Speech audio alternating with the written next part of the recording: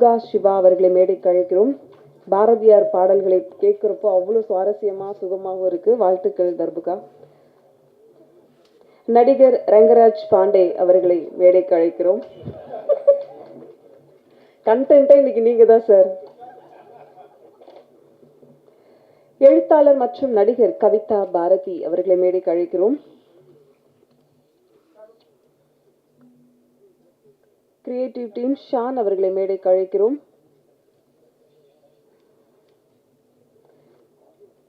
Editor Boopathi Vedagiri அவர்களை மேடைக்கு அழைக்கிறோம்.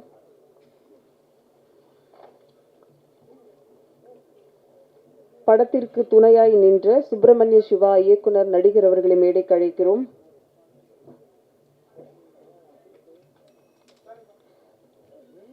அருவி மதன் அவர்களை மேடைக்கு அழைக்கிறோம்.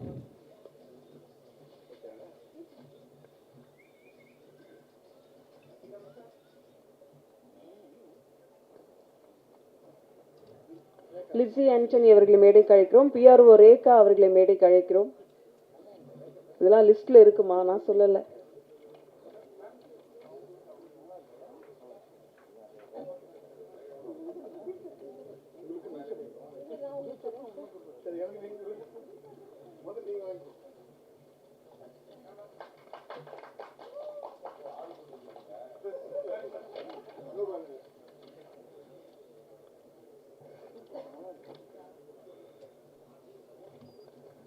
எதையுமே வித்தியாசமாக செய்யக்கூடியவர் இந்த இயக்குனர். இந்த மலர் கொத்து கூட வீட்டுக்கு எல்லாரும் எடுத்துட்டு போகணும் அப்படின்னு சொல்லிட்டு ஒரு அழகான ப்ரிப்பரேஷன்ல வந்திருக்காங்க, கொடுத்துருக்காங்க. தேங்க்யூ.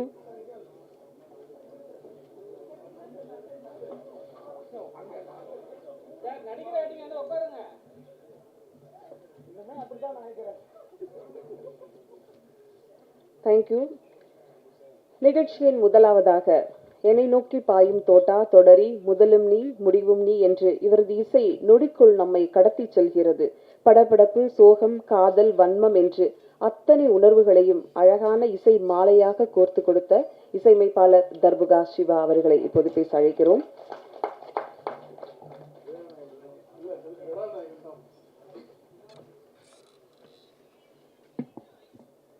எல்லாருக்கும் வணக்கம். ஃபர்ஸ்ட் ஆஃப் ஆல் இந்த ஆடியோ லான்ச் அண்ட் ட்ரெய்லர் லான்ச்சுக்கு வந்ததுக்கு ரொம்ப ரொம்ப தேங்க்ஸ்.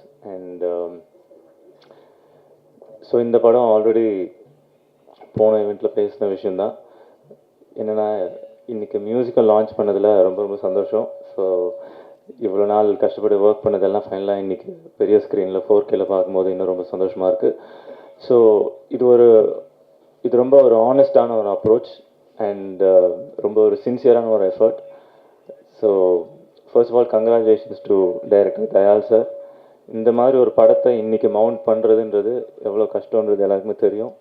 ஒரு டென்ஸான ஒரு ஃபிலிம் அண்ட் ஒரு டென்ஸான தீம் அண்ட் அது ரொம்ப சின்சியரான ஒரு effort. And also for all the technicians and for all the artist for being a part of this film. It means a lot. And first Dayal sir எங்கிட்ட இந்த கதையை சொல்லும் போது அவர் என்ன இன்டென்சிட்டியோடு சொன்னாரோ, என்ன ஒரு டென்ஸாக சொன்னாரோ, அந்த விஷயங்கள் எல்லாத்தையும் எல்லா கேரக்டர்ஸுமே அவங்களுடைய பெர்ஃபார்மன்ஸில் எடுத்துகிட்டு வந்திருக்காங்க. அண்ட் எனக்கு ரொம்ப இன்ஸ்பைரிங்காக இருந்தது பேக்ரவுண்ட் ஸ்கோர் பண்ணும்போது. And we had lots of discussions background score எப்படி இருக்கணும் அந்த படத்துக்கு. அண்ட் ஆல்சோ இப்போ நீங்கள் கேட்ட பாட்டை பாடின எல்லா singers, Vijay Prakash, MD Pallavi and மதுச்சேம் பாலா, இந்த பாட்டுக்கு என்ன ஒரு எனர்ஜி எடுத்துகிட்டு வரணுமோ, என்ன ஒரு சோல் எடுத்துகிட்டு வரணுமோ அதை அவங்க எடுத்துகிட்டு வந்திருக்காங்க. So thank you so much once again, Dayal sir, for making me a part of this film. And also, as a captain of the ship, I know you verum direction mattum illama how you maintain everything.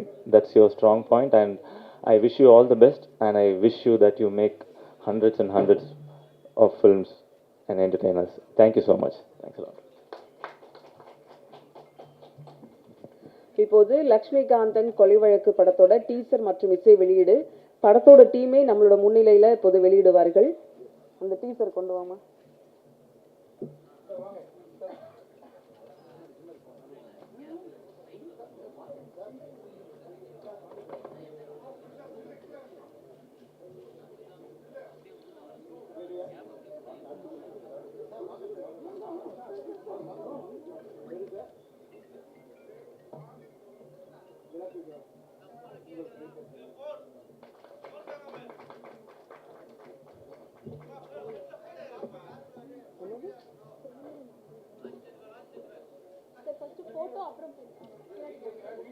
Trailer மற்றும் இசை வெளியீடு இப்போது பத்திரிகையாளர்கள் முன்னிலையில் லட்சுமிகாந்தன் கொலை வழக்கு படத்தோட இசை வெளியீட்டு விழா நடைபெறுகிறது.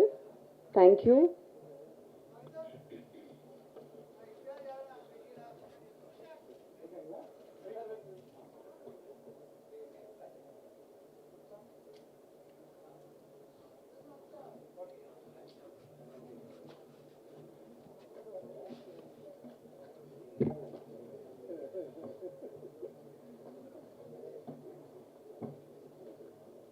அவங்கவுங்க இடத்துல அப்படியே உட்காந்துருங்க.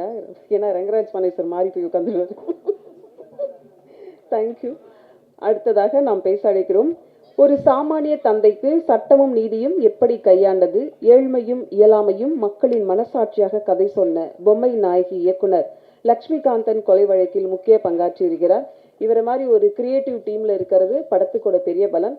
இன்னும் நிறைய படங்கள் உங்கள்கிட்ட எதிர்பார்க்கிறோம். ஷான் அவர்களை பேச அழைக்கிறோம். கிரியேட்டிவ் டீம்னு ஒத்தையாக வந்திருக்கேன். ஆக்சுவலாக கிரியேட்டிவ் டீமுங்கிறது கவிதா பாரதி சார், அப்புறம் இன்னும் சரவணன், அவர் சர்வராஜ், அவர் எல்லாம் சேர்ந்த அணி. இது ஆக்சுவலாக எங்கேருந்து ஸ்டார்ட் பண்ணோன்னா, முதல்ல தர்புகா சிவா சார் பயங்கர பிரமிப்பான விஷயம் என்னென்னா, ஒரு லிரிக்ஸை கையில் கொடுத்து அதுக்கு இசையமைக்கிறதுங்கிறது ஒன்று. ஆனால் ஒரு கவிதையை, ஒரு பாரதியார் அவருடைய கவிதையை கொடுத்து அது இசை வடிவமாக எப்படி வருங்கிறது இயக்குனர் ஒரு இது வச்சுருந்துருப்பார். ஆனால் நாங்கள் முதல்ல கேட்கும் போது பயங்கர பிரமிப்பாக இருந்தது, அவ்வளோ அழகாக இருந்தது. இந்த படத்தோட எல்லா பாடல்களும் பார்த்தீங்கன்னா ஆல்ரெடி அவர்கிட்ட கவிதையை கொடுத்துட்டு அதுக்கப்புறம் அதுக்கு இசையமைக்க சொன்ன பாடல்கள். அதை வந்து இப்படி ஒவ்வொரு பாடலும் ஒவ்வொரு எமோஷன் பேசுது. அதை அவ்வளோ அற்புதமாக பண்ணியிருக்கிறாரு. இந்த படத்தோட பயங்கர ஸ்ட்ராங்கே வந்து எனக்கு வந்து சாரும் ஒத்துப்பாரு, தயால் சாரும். பேக்ரவுண்ட் ஸ்கோர், இது எப்படி நீங்கள் இசை பாடல்கள் பார்க்குறீங்களோ அந்த பேக்ரவுண்ட் ஸ்கோர் வந்து அவ்வளோ அமேசிங்காக பண்ணியிருக்காரு. எனக்கு ஒன்றே அவர் நிறையா படங்கள் பண்ணோம். அது அவர்கிட்ட லாஸ்ட் டைமும் நான் சொன்னேன், எங்கே சார் பண்ண மாட்டீங்கன்ட்டு. இன்னும் நிறையா படங்கள் பண்ணணும் சார் நீங்கள். அடுத்து வந்து இந்த ஆல்ரெடி இந்த திரைப்படத்தை பற்றி இதுக்கு முன்னாடி இருந்த அந்த ப்ரெஸ் மீட்டில் தேவையான அளவுக்கு தாண்டி நிறைய டீட்டெயிலாகவே நான் தான் சொன்னேன் சார்கிட்ட, கிட்டத்தட்ட படத்தில் இருக்க எல்லாமே சொல்லிட்டீங்களே சார் அப்படின்ட்டு. இது நிறையா அலசியிருக்கிறாரு. திரைப்படத்தோட எந்த களத்தை பேசுது இது அதெல்லாமே நிறையா பேசியிருக்கிறாங்க. முக்கியமாக இந்த படத்தை வந்து முதல்ல என்னை கதை படிக்க தான் என்னை கூப்பிட்டுருந்தாரு. படிச்சுட்டு எப்படி இருக்குது சும்மா படித்து பாருங்கன்ட்டு. எனக்கு இந்த கதை படித்தவுடனே முதல்ல தோணுனது வந்து, எடுத்த உடனே கடலூர் அப்படின்னு படித்தேன். அடுத்து வந்து விழுப்புரத்தில் நடக்கிற கதை. அதுவே ஏன்னா நாங்கள் கனெக்ட் ஆனதே அதில் தான். இந்த மாதிரி ஒருத்தவர் வந்து இயக்குனர் உங்களை பற்றி பேசினாருன்னு சொல்லிட்டு ஒரு பத்திரிக்கையிலேருந்து சொன்னாங்க. யாருங்க அப்படின்னு, தயால் பத்மநாபன் அப்படின்னாங்க. என்ன பேசினாங்க, இந்த மாதிரி உங்கள் திரைப்படத்தை பற்றி பேசினார். அவர் யாருங்கன்னா, கன்னடத்தில் பெரிய இயக்குனருங்க, ஒரு 20 படத்துக்கு மேலே எடுத்திருக்காரு, கொன்றால் பாவங்கிற படம் இங்கே எடுக்கிறாரு. அப்போ அவரை பற்றி விசாரிக்கும் போது அவர் விழுப்புரம் தெரிஞ்சுது. விழுப்புரத்துலேருந்து போய் ஒருத்தர் பெங்களூர் போய் கன்னடத்தில் 20 படம் எடுத்திருக்காரு. அப்படி தான் தேட ஆரம்பித்தேன் அவர். அதுக்கப்புறம் தான் நாங்கள் கனெக்ட் ஆனோம். முக்கியமாக இந்த கதை படிக்கிறப்போ ஏன்னா காலகாலமாக நம்ம சென்னை, மதுரை, கோயம்புத்தூர் இப்படிலாம் வந்து நிறைய திரைப்படங்களை வந்து பேசுகிறோம் அந்த களத்தை. ஆனால் எனக்கு வந்து ஒரு கடலூர், விழுப்புரம், ஒரு திட்டக்குடி, கள்ளக்குறிச்சி, வேலூர், திருவண்ணாமலை இப்படி பேசுகிற கதைகள் வந்து ரொம்ப அபூர்வமாகவே இருக்குது.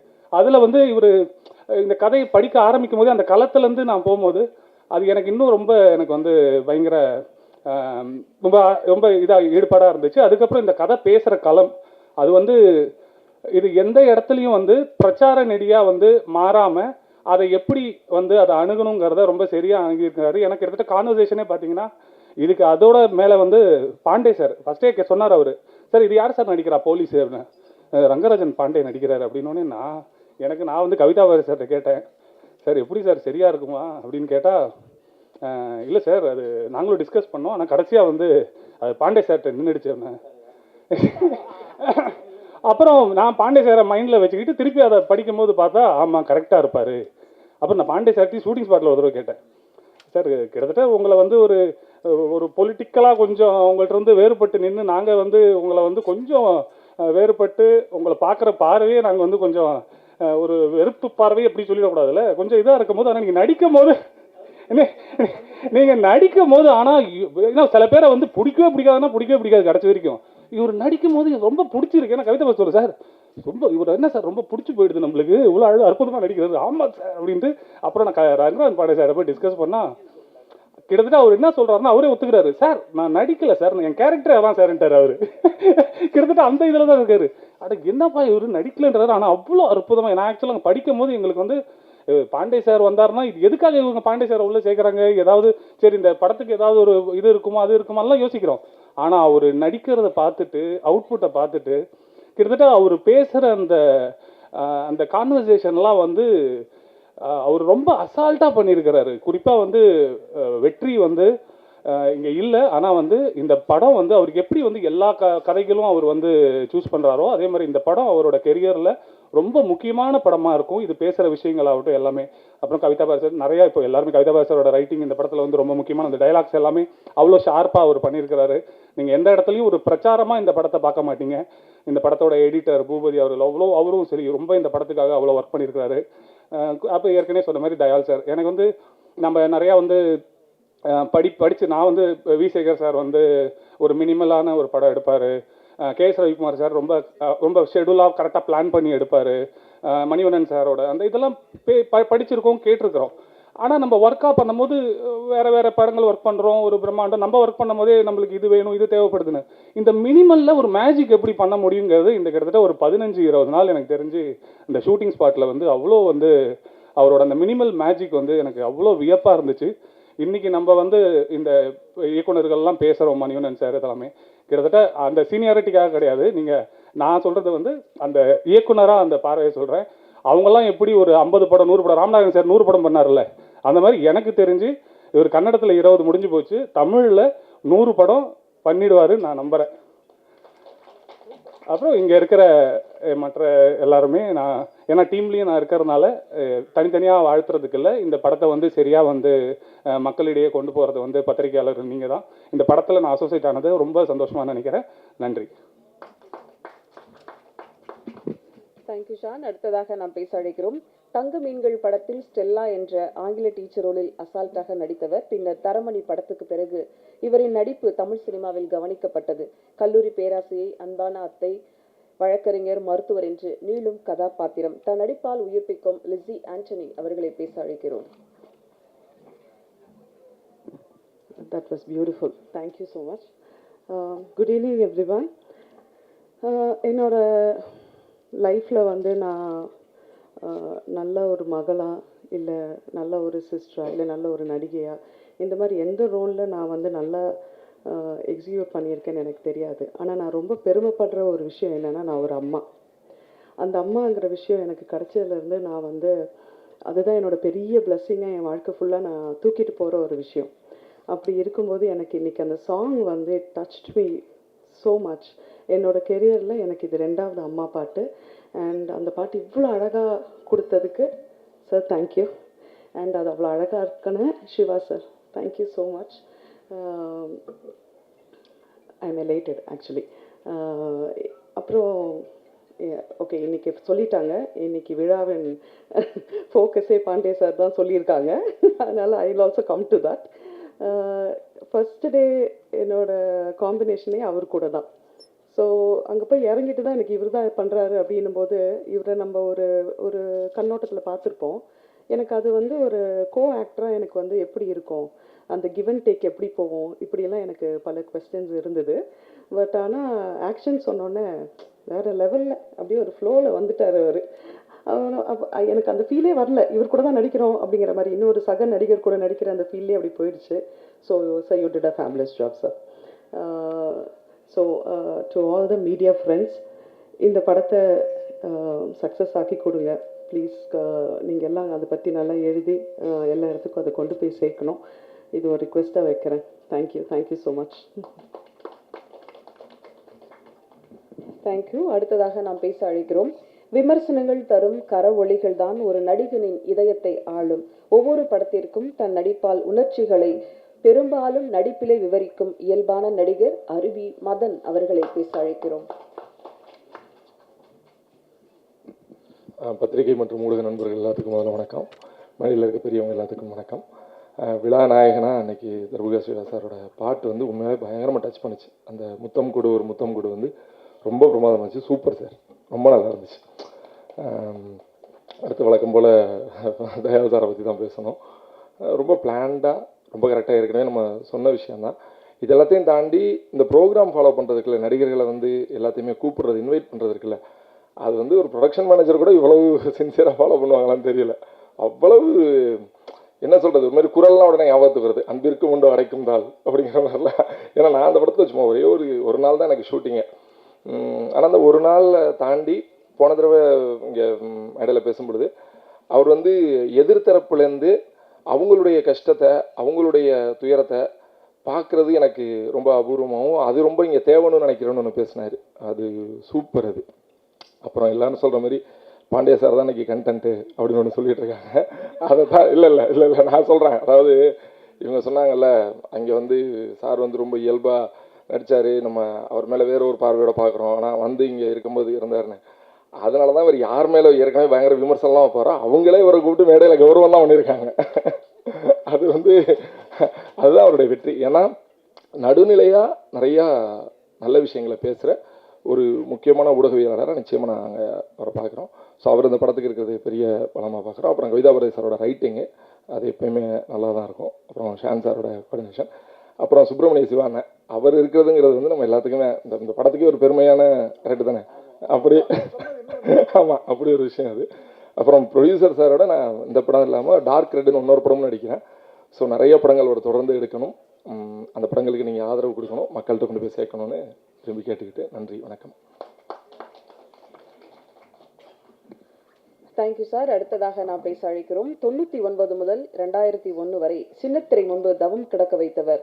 சித்தி எனும் சீரியல், கண்ணின் மணி பாடல் ஊர் முழுக்க ஒழித்து இவரின் எழுத்துக்கள் எண்ணங்கள், கற்பனைகள், கனவுகள், கதைகள் என்று கலை நயத்தோடு எழுதும் எழுத்தாளர் லக்ஷ்மிகாந்தன் கொலை வழக்கில் இவரது எழுத்தும் நடிப்பும் பேசப்படும். வாழ்த்துக்களோடு அழைக்கிறோம் கவிதா பாரதி அவர்களை. அனைவருக்கும் வணக்கம்.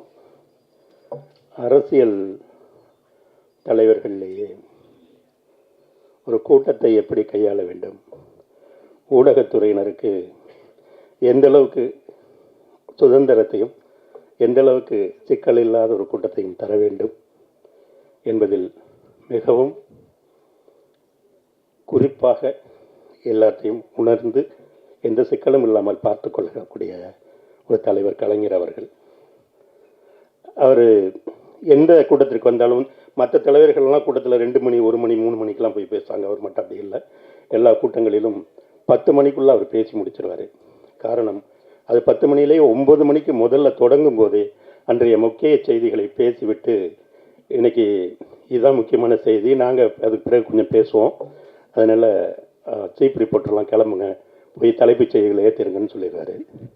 அந்த மாதிரி ஒரு நாளைக்கு 4 ப்ரெஸ் மீட் 5 ப்ரெஸ் மீட் இவ்வளோலாம் பார்த்துட்டு வந்து மிகவும் நெருக்கடிகளோடு உட்கார்ந்துருக்கிற உங்களுக்கு உங்கள் கஷ்டம், உங்கள் சிக்கல்கள் அந்த இடத்திலிருந்து புரிந்து வந்தவன் நான் என்பதால் மிகச் சுருக்கமாக பேசி விடுகிறேன். சுருக்கமாக பேசுகிறங்கிறது தான் இவ்வளோ நீளமாக பேசியிருக்கேங்கிறத நீங்கள் புரிஞ்சுக்கணும். ஒரு பொது புத்தியில் என்ன சொல்லப்பட்டிருக்கிறதோ, என்ன எழுதப்பட்டிருக்கிறதோ, பொது சமூகம் எதை புரிந்து கொண்டிருக்கிறதோ, எதை எப்படி நடத்துகிறதோ அதை அப்படியே சொல்வதற்கு ஒரு கலைப்படைப்பு தேவையில்லை. கலை சாமானியர்களுக்கானது, சரியாக சொன்னால் மைனாரிட்டிகளுக்கானது. பொதுவாக நமக்கு இப்போது இந்த தலைமுறைக்கு நாம் உட்பட சட்டத்தின் மீதும் நீதியின் மீதும் நம்பிக்கை குறைந்து வருகிறது, அல்லது நீதிக்காக காத்திருக்கிற பொறுமை நமக்கு குறைந்திருக்கிறது. எந்த குற்றம் நடந்தாலும் நாம் விரும்புகிற நியாய தீர்ப்பு என்னன்னா, அவங்கள என்கவுண்டரில் போட்டுறணும் அப்படிங்கிறது தான் இன்றைக்கு மொத்த சமூகம் மொத்தம் நாடும் எதிர்பார்க்கிறது. அது என்கவுண்டர்னால் என்ன அப்படியெல்லாம் ஒன்றும் இல்லை. சாதாரண மாவுக்கட்டு கையங்காலையும் போட்டு போலீஸ் ஸ்டேஷனில் ஒருத்தர் வந்து அடுத்த நாள் மாவுக்கட்டு போட்டு கூட்டிகிட்டு வந்துட்டான்னா நமக்கு பாதி நீதி வென்று விட்டதாக நாம் நம்புகிறோம். அதில் காசு இல்லாதவனுக்கு உண்மையான கட்டு, பணம் இருக்கிற குற்றவாளிகளுக்கு அந்த கட்டுக்குள்ளே ஒன்று இருக்காது, வெறும் கட்டுத்தான் இருக்கும் என்பது நம்மில் பலருக்கு தெரிந்திருக்க நியாயமில்லை. அப்படி என்கவுண்டரையும் மரணத்தையும் உடனடி தண்டனையாக கருதுகிற இந்த சமூகத்தில் இந்த படம் நீதி தருகிற, நீதிமன்றம் தருகிற மரண தண்டனையே வேண்டாம், அதை மீண்டும் மறுபரிசீலனை செய்யுங்கள் என்பதை பேசுகிறது. அந்த வகையில் தயால் பத்மநாபன் வெறும் ஒரு வணிகத்திற்கான இயக்குனர் அல்ல, அவர் இந்த சமூகத்திற்கான பொறுப்பை உணர்ந்து படத்தை எடுத்திருக்கிற இயக்குனர். அவர் கன்னடத்தில் தனக்கென ஒரு பாணியை வைத்து, தனக்கென ஒரு வட்டத்தை வைத்து இங்கு நாம் யாரையெல்லாம் போற்றினோமோ அந்த போற்றப்படுகிற ஒரு இயக்குனராக தமிழ்நாட்டிலிருந்து போய் கன்னடத்தை வெற்றி கொண்டிருக்கிற ஒரு இயக்குனர். அவருக்கு உங்கள் அனைவர் சார்பாகவும் நான் வாழ்த்துக்களை தெரிவித்துக் கொள்கிறேன். இந்த படம் வந்து இது முன்னோட்டம் என்பதனால் இதுக்கு மேல் நான் கதைக்குள்ள நான் போக விரும்பல. இது முன்னோட்டம். தர்புகா அவர்களை பற்றி ஷான் பேசினார். பேசியவர்கள்லாம் தொட்டு விட்டு சென்றிருக்கிறார்கள். 7வது மனிதனில் ஒரு பாட்டு வரும், ஒரு பாரதியார் பாட்டு, அச்சமில்லை அச்சமில்லை அச்சமில்லைன்னு எல் வைத்தியநாதன் சார் பண்ணியிருப்பாங்க. ஒரு அற்புதமான பாட்டு. அந்த பாடலுக்கு அடுத்தபடியாக பாரதியாரை எல்லா இடத்திலும் கொண்டு சேர்க்கிற ஒரு பாடலை தர்புகா தந்திருக்கிறார். வாழ்த்துக்கள். இப்போ பாரதியார் பாட்டுகளை கூட நம்ம கேட்டிருப்போம். எல்லா சபைகளிலும் பாரதிக்கு இடம் உண்டு, பாரதிதாசனுக்கு இடமில்லை. அதில் இருக்கிற அரசியல் மிகவும் நுட்பமானது. ஒரு கனக சொற்புதத்தினம் தன்னை பாரதிதாசனாக அறிவித்துக் கொண்டாலும் கூட பாரதியை ஏற்றுக்கொண்டவர்கள் பாரதிதாசனை நிராகரிக்க செய்கிறார்கள். அது மறைத்து விடுகிறார்கள், மறந்து விடுகிறார்கள். அப்படி ஒரு பாடலை எடுத்து முத்தம் கொடு என்கிற, அதுவும் பவேந்தர் பாடல்கள். நான் ஒரே ஒரு கோரிக்கை வைக்கணும்னு நினைச்சேன். அதில் பார்த்தேன் பாடல் கவிஞர் பாரதிதாசன் இருந்தது. தயவுசெய்து அதை பாவேந்தர் பாரதிதாசன் என்று மாற்றிக்கொள்ளுமாறு கேட்டுக்கொள்கிறேன். அவர் பாடல்கள்லாம் நமக்கு எழுச்சிமிக்க பாடல்களாக தான் தெரியும். அவர்கிட்ட இருக்கிற ஒரு மிக மென்மையான பாடலை எடுத்து தயால் பண்ணியிருக்காரு. இந்த கதைகளை பேசிட்டு அதுக்கான பாடலுக்கான காட்சிகள் எல்லாம் பேசும்போது, நான் உங்களுக்கு 2 பாட்டு அனுப்புகிறேன் சார், நைட்டு கொஞ்சம் பார்த்துட்டு எப்படி இருக்குன்னு சொல்லுங்க அப்படின்னாரு. என்கிட்ட யார் பாட்டுங்க அப்படின்னு. பாட்டு யாருன்னு நீங்கள் கண்டுபிடிக்கலாம், இல்லை தெரியலைன்னா கேளுங்க, நான் சொல்கிறேன். பாட்டு மட்டும் பாருங்கள் எப்படி இருக்குன்னு அனுப்புனார். இந்த 2 பாடலும் பாரதியார் பாட்டும் இந்த பாரதிதாசன் பாடலை அனுப்புனார். கேட்டால் சார் இது எப்படி சார் முடியுமா பாடலாக்க, இல்லை தர்புகா பண்ணுவாருன்னு சொன்னார். அப்போது அந்த பாடலை எடுக்கும்போதே அவருக்கு இசையமைப்பாளர் நம்பிக்கை இருந்தது. அந்த நம்பிக்கையை மிக அழகாக கொண்டு சேர்த்திருக்கிறார். பாரதியாருக்கும் பாரதிதாசனுக்கும் இந்த படம் மிகப்பெரிய நினைவஞ்சலியாக இருக்கும். ஒளிப்பதிவாளர் பன்னீர் அவர் வரல, அவர் ரொம்ப ஒரு சீனியர் ஒளிப்பதிவாளர். அவர் வந்து இந்த படத்தினுடைய இவருடைய தயாலினுடைய வேகத்துக்கு ரொம்ப கஷ்டம் ஈடு கொடுக்கிறது. பொதுவாக பன்னீர் சார் படம் பண்ணும்போது ஷார்ட்டை என்ன வேணுங்கிறத சொல்லிட்டு இயக்குநர்கள் ஒதுங்கி விழுவார்கள். பன்னீர் தான் வந்து அவர் வைப்பார், ஷார்ட் வைப்பார், அவர் தான் லைட் வைப்பார். லைட் எங்கே வைக்கணும், அதுக்கு அந்த ஸ்டாண்டு எத்தனை ஃபில்டர் இருக்குன்னு வரைக்கும் சொல்லி பாவம் அவருக்கு இவருக்கும் கொஞ்சம் இவருக்கு அடாப்ட் ஆகிறதுக்கு அவருக்கு 2 நாள் ஆச்சு. அதுக்கு பிறகு அவர் வழி கொண்டு வந்துட்டார். வாழ்த்துக்கள். வெற்றிக்கு பொதுவாக ஒரு வெற்றி என்பதனுடைய பேர் போலவே நடிகர் வெற்றி வந்து ஒரு கதையை தேர்ந்தெடுத்தால் அது நல்ல கதை அப்படிங்கிற பெயரை அவர் பெற்று வைத்திருக்கிறார். இந்த படம் அதற்கு மேலும் ஒரு சான்று. மற்றும் என்னுடைய சக தொழில்நுட்ப கலைஞர்கள், நடிகர்கள் அனைவருக்கும் நான் வாழ்த்துக்களை கூறிக்கொள்கிறேன். எல்லோரும் முன்மொழிந்திருக்கிறதை நானும் வழிமொழியத்தான் வேண்டும். ரங்கராஜ் சார் அவர் சொல்லும்போது எங்கெங்கேயும் யாரையோ சொல்லி கடைசியில் இந்த கேரக்டரு சார் ரங்கராஜ் பாண்டே முடிவு பண்ணியிருக்கேன் அப்படின்னாரு. இல்லை இல்லை ரங்கராஜ் பாண்டே வேணுமான்னு கேட்குறீங்களா, முடிவு பண்ணியிருக்கீங்களான்னு நான் கேட்டேன். இல்லை சார் முடிவு பண்ணியிருக்கேன் சார், பேசிட்டேன் சார்னாரு. பேசிட்டு வந்த பிறகு கருத்து எப்படி சார் சொல்கிறது அப்படின்னு. அரசியல் ரீதியாக நேர் எதிர்கோணத்தில் நிற்கக்கூடியவன் நான், அல்லது இங்கே இருக்கிற நாங்கள். நான் உண்மையிலேயே அவரை எதிர்கொள்வதற்கு வந்து ஒரு சின்ன தயக்கத்தோடு தான் இருந்தேன். சார் இன்னைக்கு பாண்டிச்சேரி கதை சொல்ல போனோம், வரீங்களான்னு கேட்டார் இயக்குனர். நான் நடிகனாகவோ இல்லை அவர் நண்பனாகவோ இருந்திருந்தா நான் நிச்சயமாக வந்திருக்க மாட்டேன். பார்த்துக்கலாம் சார், இதில் கதையிலும் எழுத்திலும் பங்கு இருப்பதால் வரேன் சார். அங்கே பொதுவாக தான் பேசணும், வேறு எதுவும் இல்லை. படப்பிடிப்பு தளத்திற்கு வந்த பிறகு பொதுவாகவே நமக்கு எப்பவுமே முன் முடிவுகள் இருக்கும்ல. இப்போதும் ஒருபோதும் நான் அவருடைய அரசியலோடு முரண்பட்டு தான் நிற்பேன். அதை மறுபடியும் சொல்கிறேன். ஆனால் நடிகராக அவருடைய அர்ப்பணிப்பு வந்து எனக்கு உண்மையிலேயே ஆச்சரியப்பட வைத்தது. எந்த இடத்திலும் அவர் தன்னுடைய அறிவு கொண்டு எந்த காட்சியும் அணுகவே இல்லை. இது தப்பு, இது சரின்னு எதுவுமே சொல்லல. அவர் இது இப்படி பண்ணால் சரியாக இருக்குமா, அப்படி பண்ணால் சரியாக இருக்குமான்னு கேட்டார். அந்த இயக்குனர் என்ன எதிர்பார்த்தாரோ, என்ன எதிர்பார்த்து எழுதணுமோ, முடிந்தவரை அதை கொண்டு வர்றதுக்கு அவர் காட்டிய ஆர்வம் நாம் அறிந்த ரங்கராஜ் பாண்டே இல்லாது. அதற்கு பிறகு நான் சொல்ல விரும்புவது என்னவென்றால், வெளியில் அவருக்கு என்ன ஆளுமை இருக்கோ அந்த படப்பிடிப்பு அரங்கத்திற்குள் வரும்போது அந்த கிரீடத்தை அவர் சுமந்து கொண்டு வரவே இல்லை. கேரவான்குள்ளே வச்சுருந்தாரான்னு தெரியாது, இல்லை வீட்டிலேயே கழட்டி வச்சிட்டாரான்னு நாங்கள் பார்க்கவே இல்லை. ஒரு ஃபோன் அவர் வந்து கேமராவுக்கு முன்னாடி பேசவே இல்லை. எப்போதும் ஒருத்தர் அழைத்து அவருக்காக ஒரு ஒரு ஒரு செகண்டு கூட காத்துக்கிட்டு இருந்ததில்லை அவர் வர்றதுக்காக. இன்னொன்று போய் கேரவானில் உட்காருங்கன்னு சொன்னாருன்னா அவர் நான் வேணாம் சார், நான் அங்கேயே இருக்குன்னு பக்கத்துலேயே சேர் போட்டு உட்காந்து பார்த்துக்கிட்டே இருந்தார்.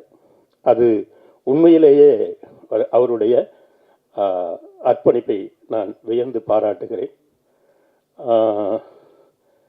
ஒரு இதில் ஒரு டயலாக் வரும், இது இவர் சொல்லுவார், சட்டத்தை பற்றி அவர் பேசும். இந்த படம் என்னவென்றால், இந்த படம் ஒரு புதிய அனுபவமாக இருக்கும் என்று நான் நம்புகிறேன். ஏனென்றால் இந்த படம் காட்சிகளை விடவும் உரையாடல் மூலமாக மிகப்பெரிய தர்க்கத்தையும் விவாதத்தையும் ஒவ்வொரு காட்சிகளுக்குள்ளும் நடத்தி கொண்டே போகிற படம் தான் இது. ஒரு தூக்கு தண்டனை கைதி அரசினுடைய கருவியாக இருக்கிற ஒரு ஜெயிலர், இவங்க 2 பேருக்கும் நடக்கிற பெரும்பான்மையான உரையாடல் தான் இந்த படம். அந்த அரசினுடைய அதிகாரத்தினுடைய சின்னமாகத்தான் அவர் வந்து பாண்டி பண்ணியிருப்பார். அதில் பேசும்போது ஒரு டைலாக் வரும், ஒரே நாடு ஒரே சட்டம்.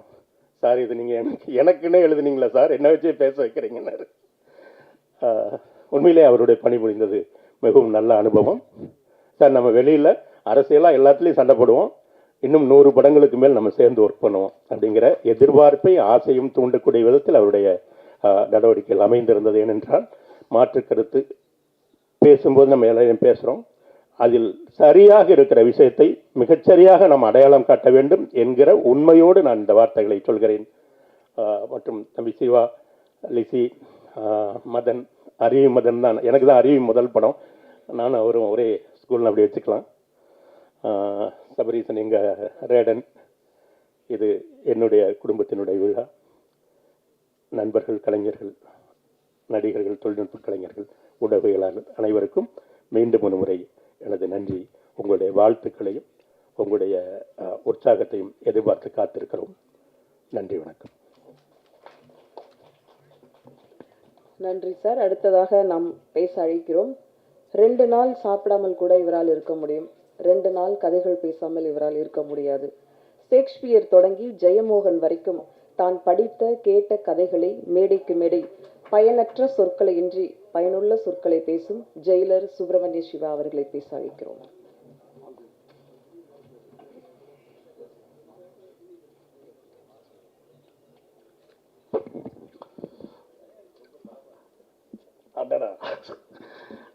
அன்பாலான அனைவருக்கும் வணக்கம்.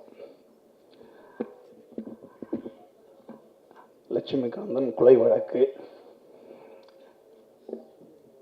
இதில் வந்து எல்லாரும் சொன்ன மாதிரி அண்ணன் பாண்டிய வந்த பிறகு நம்ம எதுவும் நீங்கள் தம்பிங்களா அண்ணங்களா எங்களையும் கொஞ்சம் போடுங்க, அவ்வளோதான் ரிக்வெஸ்ட் பண்ணி ஆரம்பிக்கிறேன்.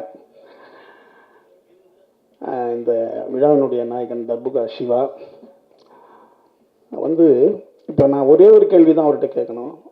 பாரதியார் கவிதைகளில் அவரே வந்து ராகம் எழுதிடுவார். பாரதியார் வந்து கவிதைகளில் அவரே ராகம் எழுதிடுவார், தாளமும் அவரே எழுதிடுவார். இந்த பாட்டு, இந்த ராகம், இந்த தாளம்னு போட்டிருப்பார் பாரதியார்.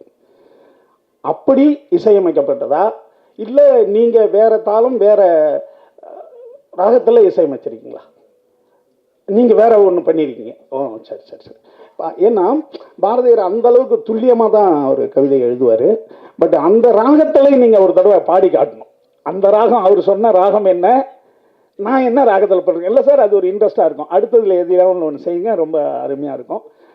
ஆமாம், வெற்றி விழாவில் ரைட்டு, அண்ணன் சொன்ன மாதிரி இருக்கு.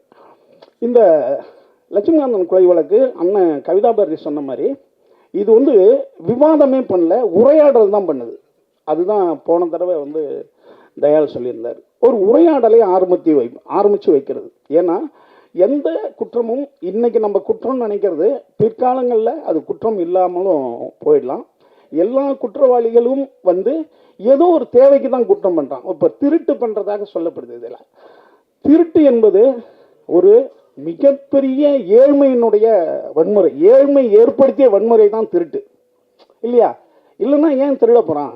திருட்டுக்கு ஒரு நியாயம் என்ன சொல்லுதுன்னா ஏழ்மை தான், வேற எதுவுமே இங்கே காரணமாக இருக்க முடியாது. என்னன்னா ஒரு நம்ம என்ன சொல்கிறது, ஒரு ஒரு திருடன், அந்த திருடன் என்ன பண்ணுவான்,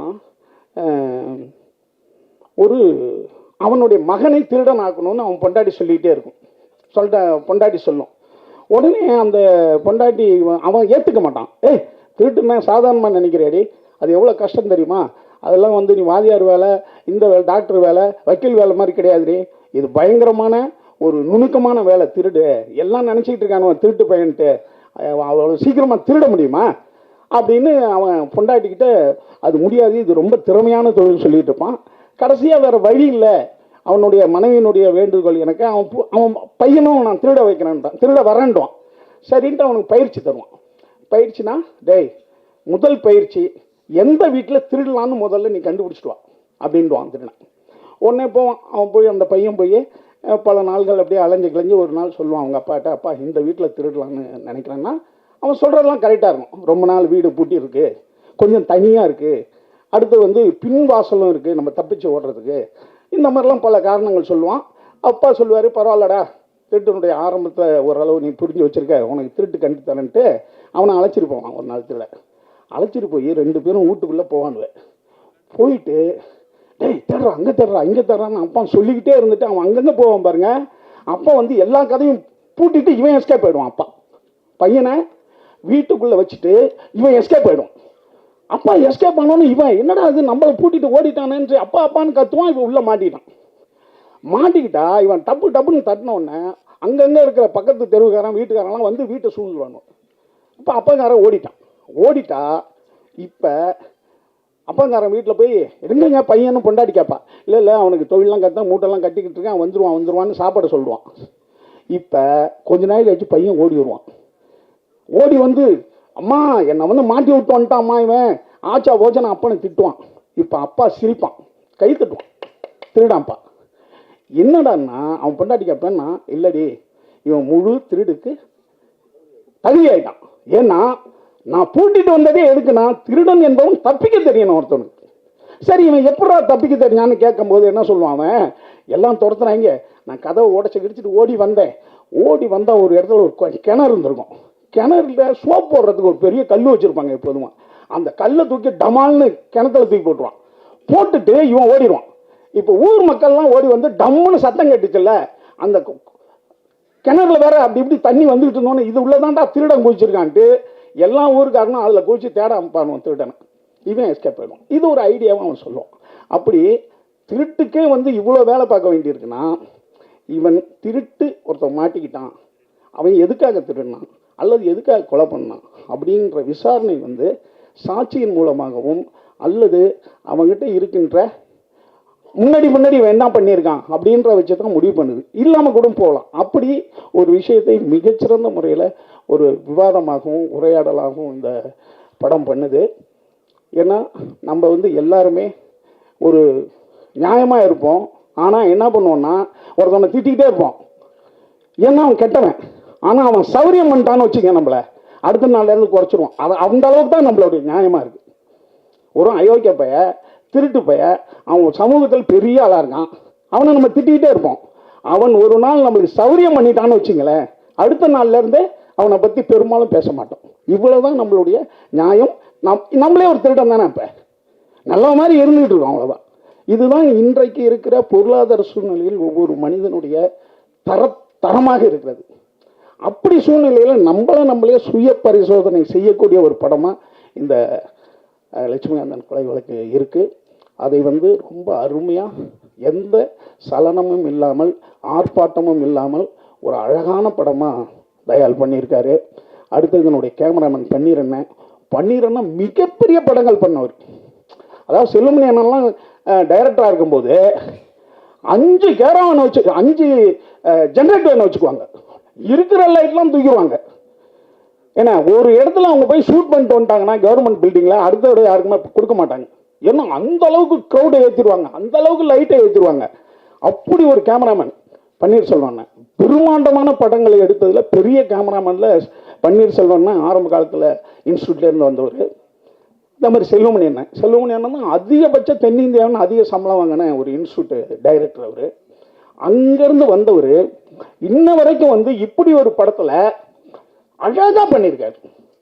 அது வந்து சாதாரணமாக அடாப்ட் ஆக முடியாது. அவ்வளோ லைட்டு அவ்வளோ ஜென்ரேட்டர் வச்சு பண்ணவங்க இந்த காலத்துக்கும் அடாப்ட் ஆகுறாங்கன்னா அதான் பண்ணிடுறேன்னா மிகச்சிறந்த முறையில் கேமரா பண்ணியிருக்காரு.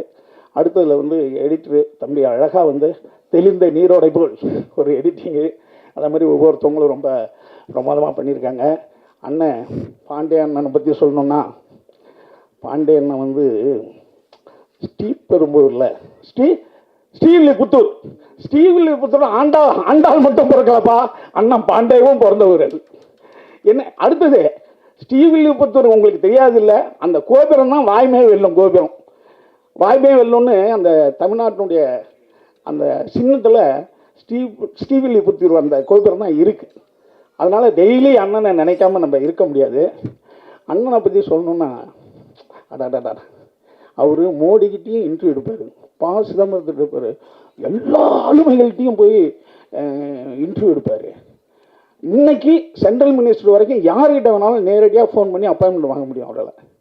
இப்படி ஒரு ஆளுமையான ஒரு மனிதர், சாதமான மனிதர்கிட்டையும் அன்பாக அழகாக பழகிடுவார். இது எல்லாருக்கும் வாய்க்கிறது இல்லை. இன்னொன்று, இது வந்து என்ன சொல்கிற மாதிரி ஜீனில் நான் நினைப்பேன். எங்கள் அம்மா சொல்கிறேன் வந்து சென்மத்தில் ஊர்னது செருப்பால் அடித்தாலும் போகாதான்னு எங்கள் அம்மா. சில விஷயங்கள் நம்ம பிறப்பிலே வரும், அது நம்புறீங்களோ நம்பலையோ. சில விஷயங்கள் வந்து நம்ம பயிற்சி எடுத்துக்கலாம், சிலது நம்ம வந்து உள்ளுக்குள்ளேயே இருக்கும். அது அந்த மாதிரி எல்லாத்துக்கிட்டையும் ஒரு சாதாரணமாக பழகுவாருங்க. அதாவது ஜெயகாந்தன் சொல்கிற மாதிரி விஸ்வரூபம் என்பது நீ என்னை பார்க்கறதுடா, நான் காட்டுறது இல்லைன்னு. விஸ்வரூபம் என்பது நான் காட்டுறதில்லை, நீங்கள் என்னை பார்க்கறதுன்னு. என்னை விஸ்வரூபமாக நீ பாரு. அப்படி அண்ணன் யாருக்கிட்டையும் அந்த விஸ்வரூபத்தை காட்டுவதே இல்லை. அது வந்து அந்த பயிற்சின்றது சாதாரண விஷயம் கிடையாது. அதான் எம்ஜிஆரை பற்றி நம்பியார் சொல்லுவார், உலகத்தில் உள்ள அதிர்ஷ்டங்கள் எல்லாம் எம்ஜிஆருக்கு தானாக வந்து சேர்ந்தது, அதை தாங்கக்கூடிய சக்தி எம்ஜிஆருக்கு இருந்ததுன்னு. ஒரு வெற்றியை, ஒரு புகழை தாங்குகிற சக்தி இருக்குல்ல, அது சாதாரண கிடையாது. அது கடவுளுடைய சக்தி. அது கடவுளை ஏன் கல்லா வச்சிருக்கான்? அது புகழை ஏற்றுக்க கூடாது. ஒரு மனிதனை நீங்க கடவுள் ஆகிட்டீங்கன்னா அவன் ஆட ஆரம்பிச்சுவான். அதனால தான் கடவுளை வந்து கல்லாகவும் கடவுளை வந்து ஒரு உலோகமாகவும் வச்சிருக்கிறது இல்லையா? அல்லது மரமா வச்சுக்கலாம். அதெல்லாம் புகழை ஏத்துக்காது. நீ தண்ணி ஊத்தினாலும் ஒரு மரம் உனக்கு நிழல் தரும், பழம் தரும். நீ தண்ணியே ஊற்றல, அது யாருன்னே தெரியாதனாலும் உனக்கு பழமும் நிழலும் ஒரு மரம் தரும். அந்த மாதிரி தான். அந்த மாதிரி அண்ணன் வந்து என்னை ரொம்ப, இது எப்படி இவரால் முடியுது, இது ரொம்ப புகழ்ற மாதிரி நினைக்காதீங்க, இயல்பாகவே உண்மை அது. இல்லை அதான் இன்னைக்கு அப்படிலாம் இயல்பு, ஒரு மனிதனுடைய இயல்பு. அந்த இயல்பை வந்து அவருக்கு வந்து வரமாக கிடைச்சிருக்கு அவருக்கு. அதுக்கு வந்து நான் நிச்சயமாக அந்த பயிற்சியில் நம்ம எடுத்துக்கணும். நம்மளுக்கு 4 பெரிய மனுஷன் தெரிஞ்சாலே நம்ம ஆடுற ஆட்டம் தாங்க முடியல. அவருக்கு இவ்வளோ பெரிய மனிதர்களை பழக்கமாக வைத்து கொண்டு எளிய மனிதர்கள்ட்டையும் பழகிறது வந்து மிக சிறப்பு. அதுக்கு ஒரு உதாரணம் சொல்கிறேன். நேர்கொண்டை பார்வை படம் 15 நாள் வந்து நம்ம அஜித் சார் கூட இருந்தாங்க. இவருக்கு முடிஞ்சு போச்சு. முதல் நாள் ஒரு இன்டர்வியூவில் சொல்லியிருந்தார், முதல் நாள் முடிஞ்சிருச்சு. இவர் ஃப்ளைட் டிக்கெட் போட்டு கிளம்பினோடனே அஜித் சொல்லியிருக்காரு, சார் இருங்க சார், நாளைக்கு எனக்கு முடிஞ்சது, ஒன்றா போகலாம், சார்ட்டர் ஃப்ளைட் போகலாம். இப்போ இவருடைய உயரத்துக்கு அவர் கூப்பிடலாம், ஒன்றா போகலாம். அந்த இன்டர்வியூவில் சொல்கிறாரு, தலை அஜித் மாதிரி ஒரு பெரிய ஆளுகள்லாம் சார்ட்டர் போகலாம், ஆனால் என்னையும் கூப்பிட்டாரு அப்படின்னு ஒரு ஆஃபீஸ் மாதிரி பக்கத்தில் இருந்து அப்படியே ஒட்டிட்டு போக வேண்டியதானேன்றாருங்க. இதெல்லாம் வந்து என்னன்னு கேட்டிங்கன்னா, ஒரு பெரிய மனிதன் எவன் ஒருவன், இயேசு சொன்ன மாதிரி தான், எவன் தன்னை தாழ்த்தி கொள்கிறானோ அவன் உயர்த்தப்படுவான் அல்லது உயர்ந்திருக்கிறான்னு அர்த்தம். நீங்கள் 10 50 காசு பாக்கெட்டில் போடுங்க, கலகலன்னு சத்தம் போடும். 10 500 நோட்டு வைங்க, சத்தமே போடாது.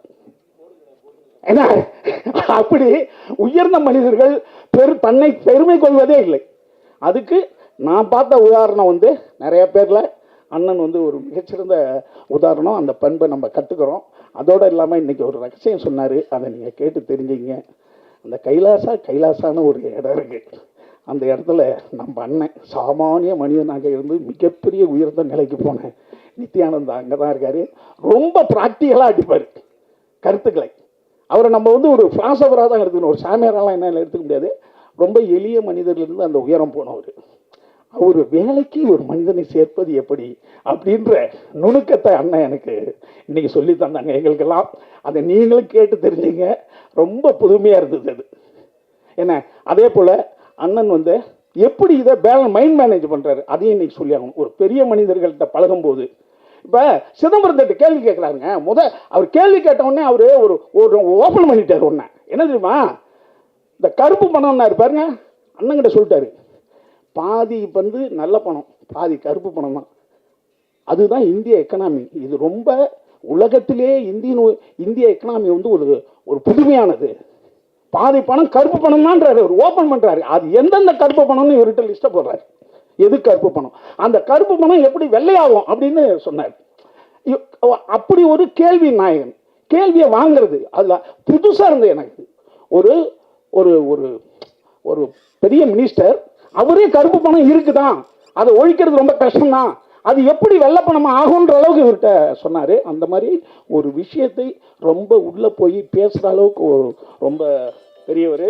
அதே மாதிரி நம்மளை மாதிரி சாமானிய மனிதர்கள்ட்டையும் ரொம்ப எளிமையாக பேசுகிற அளவுக்கும் இருக்கிறாரு. அந்த நுணுக்கத்தை நம்மளுக்கு சொல்லித்தரணும். அதே போல் அண்ணனை போல் பல பேர் வந்து அண்ணன் உண்டாக்கிட்டு இருக்காங்க. அவங்களும் அண்ணனை போல் வளரட்டும், இந்த படம் மாபெரும் வெற்றி அடையட்டும். அண்ணன் ப்ரொடியூசரை பற்றி சொல்லணும். எப்படி உட்கார்ந்துருக்காரு பாருங்க, இதான் ஒரு ப்ரொடியூசருக்கு அழகு. ஷூட்டிங் ஸ்பாட்டுக்கு எப்பயாவது வருவார், இவர் சொல்லணும் இவர் தான் ப்ரொடியூசர்னு, இல்லைன்னா இவரே சார் நவருங்க சார்னு பாருங்க. ஆனால் நான் தான் ப்ரொடியூசர்னு சொல்ல மாட்டார், ஓரமாக போயிடுவார். அந்த அளவுக்கு ரொம்ப அருமையான தங்கமான ஒரு அண்ணன். கடுமையாக படம் எடுத்துக்கிட்டே இருக்காரு. அதை நீங்கள் கேளுங்க, அவர் எத்தனை படம் எடுத்திருக்காரு, எத்தனை படம் எடுத்துக்கிட்டு இருக்காருன்னு கேளுங்க. அதுவும் மிகப்பெரிய ஒரு வித்தை, ஒரு ரகசியம். அதையும் அவர்கிட்ட கேளுங்க. அடுத்தது மேடம், தம்பி, அப்புறம் எல்லாத்தையும் யார் யார் நடிச்சிருக்காங்களோ அனைவருக்கும் என்னுடைய வாழ்த்துக்கள். இந்த டெக்னீஷியனுக்கும் என்ன வாழ்த்துக்கள். சீக்கிரம் உட்காருங்க, டைரக்டர் கை தட்டுவாரு. உங்கள் அனைவருக்கும் நன்றி, இந்த வாய்ப்புக்கும் நன்றி. நன்றி. அடுத்ததாக நாம் பேச அழைக்கிறோம் ஒரு ஊடகவியலாளர், இந்திய அளவில் பேசப்படுபவர், அறியப்படுபவர், தேடப்படுபவர். இவர் ஆன்மீகமும் அரசியலும் எளிய மக்களுக்கும் சென்று சேரும்படி தன் தனி திறமையால் பேச்சால் மக்களை கட்டி போடும் சூத்திரம் இவருக்கு தெரியும். ஸ்டேட் முதல் சென்ட்ரல் வரை அத்தனை அரசியல் புள்ளிகளுக்கும் அட்ரஸ் இவர். ஆன்மீகமும் தமிழும் எதிர்காலத்தில் மிகப்பெரிய பாதை இவருக்கு இருக்கு. ஊர் அறிந்த ஒரு முகம் ரங்கராஜ் பாண்டே அவர்களை பேச அழைக்கிறோம்.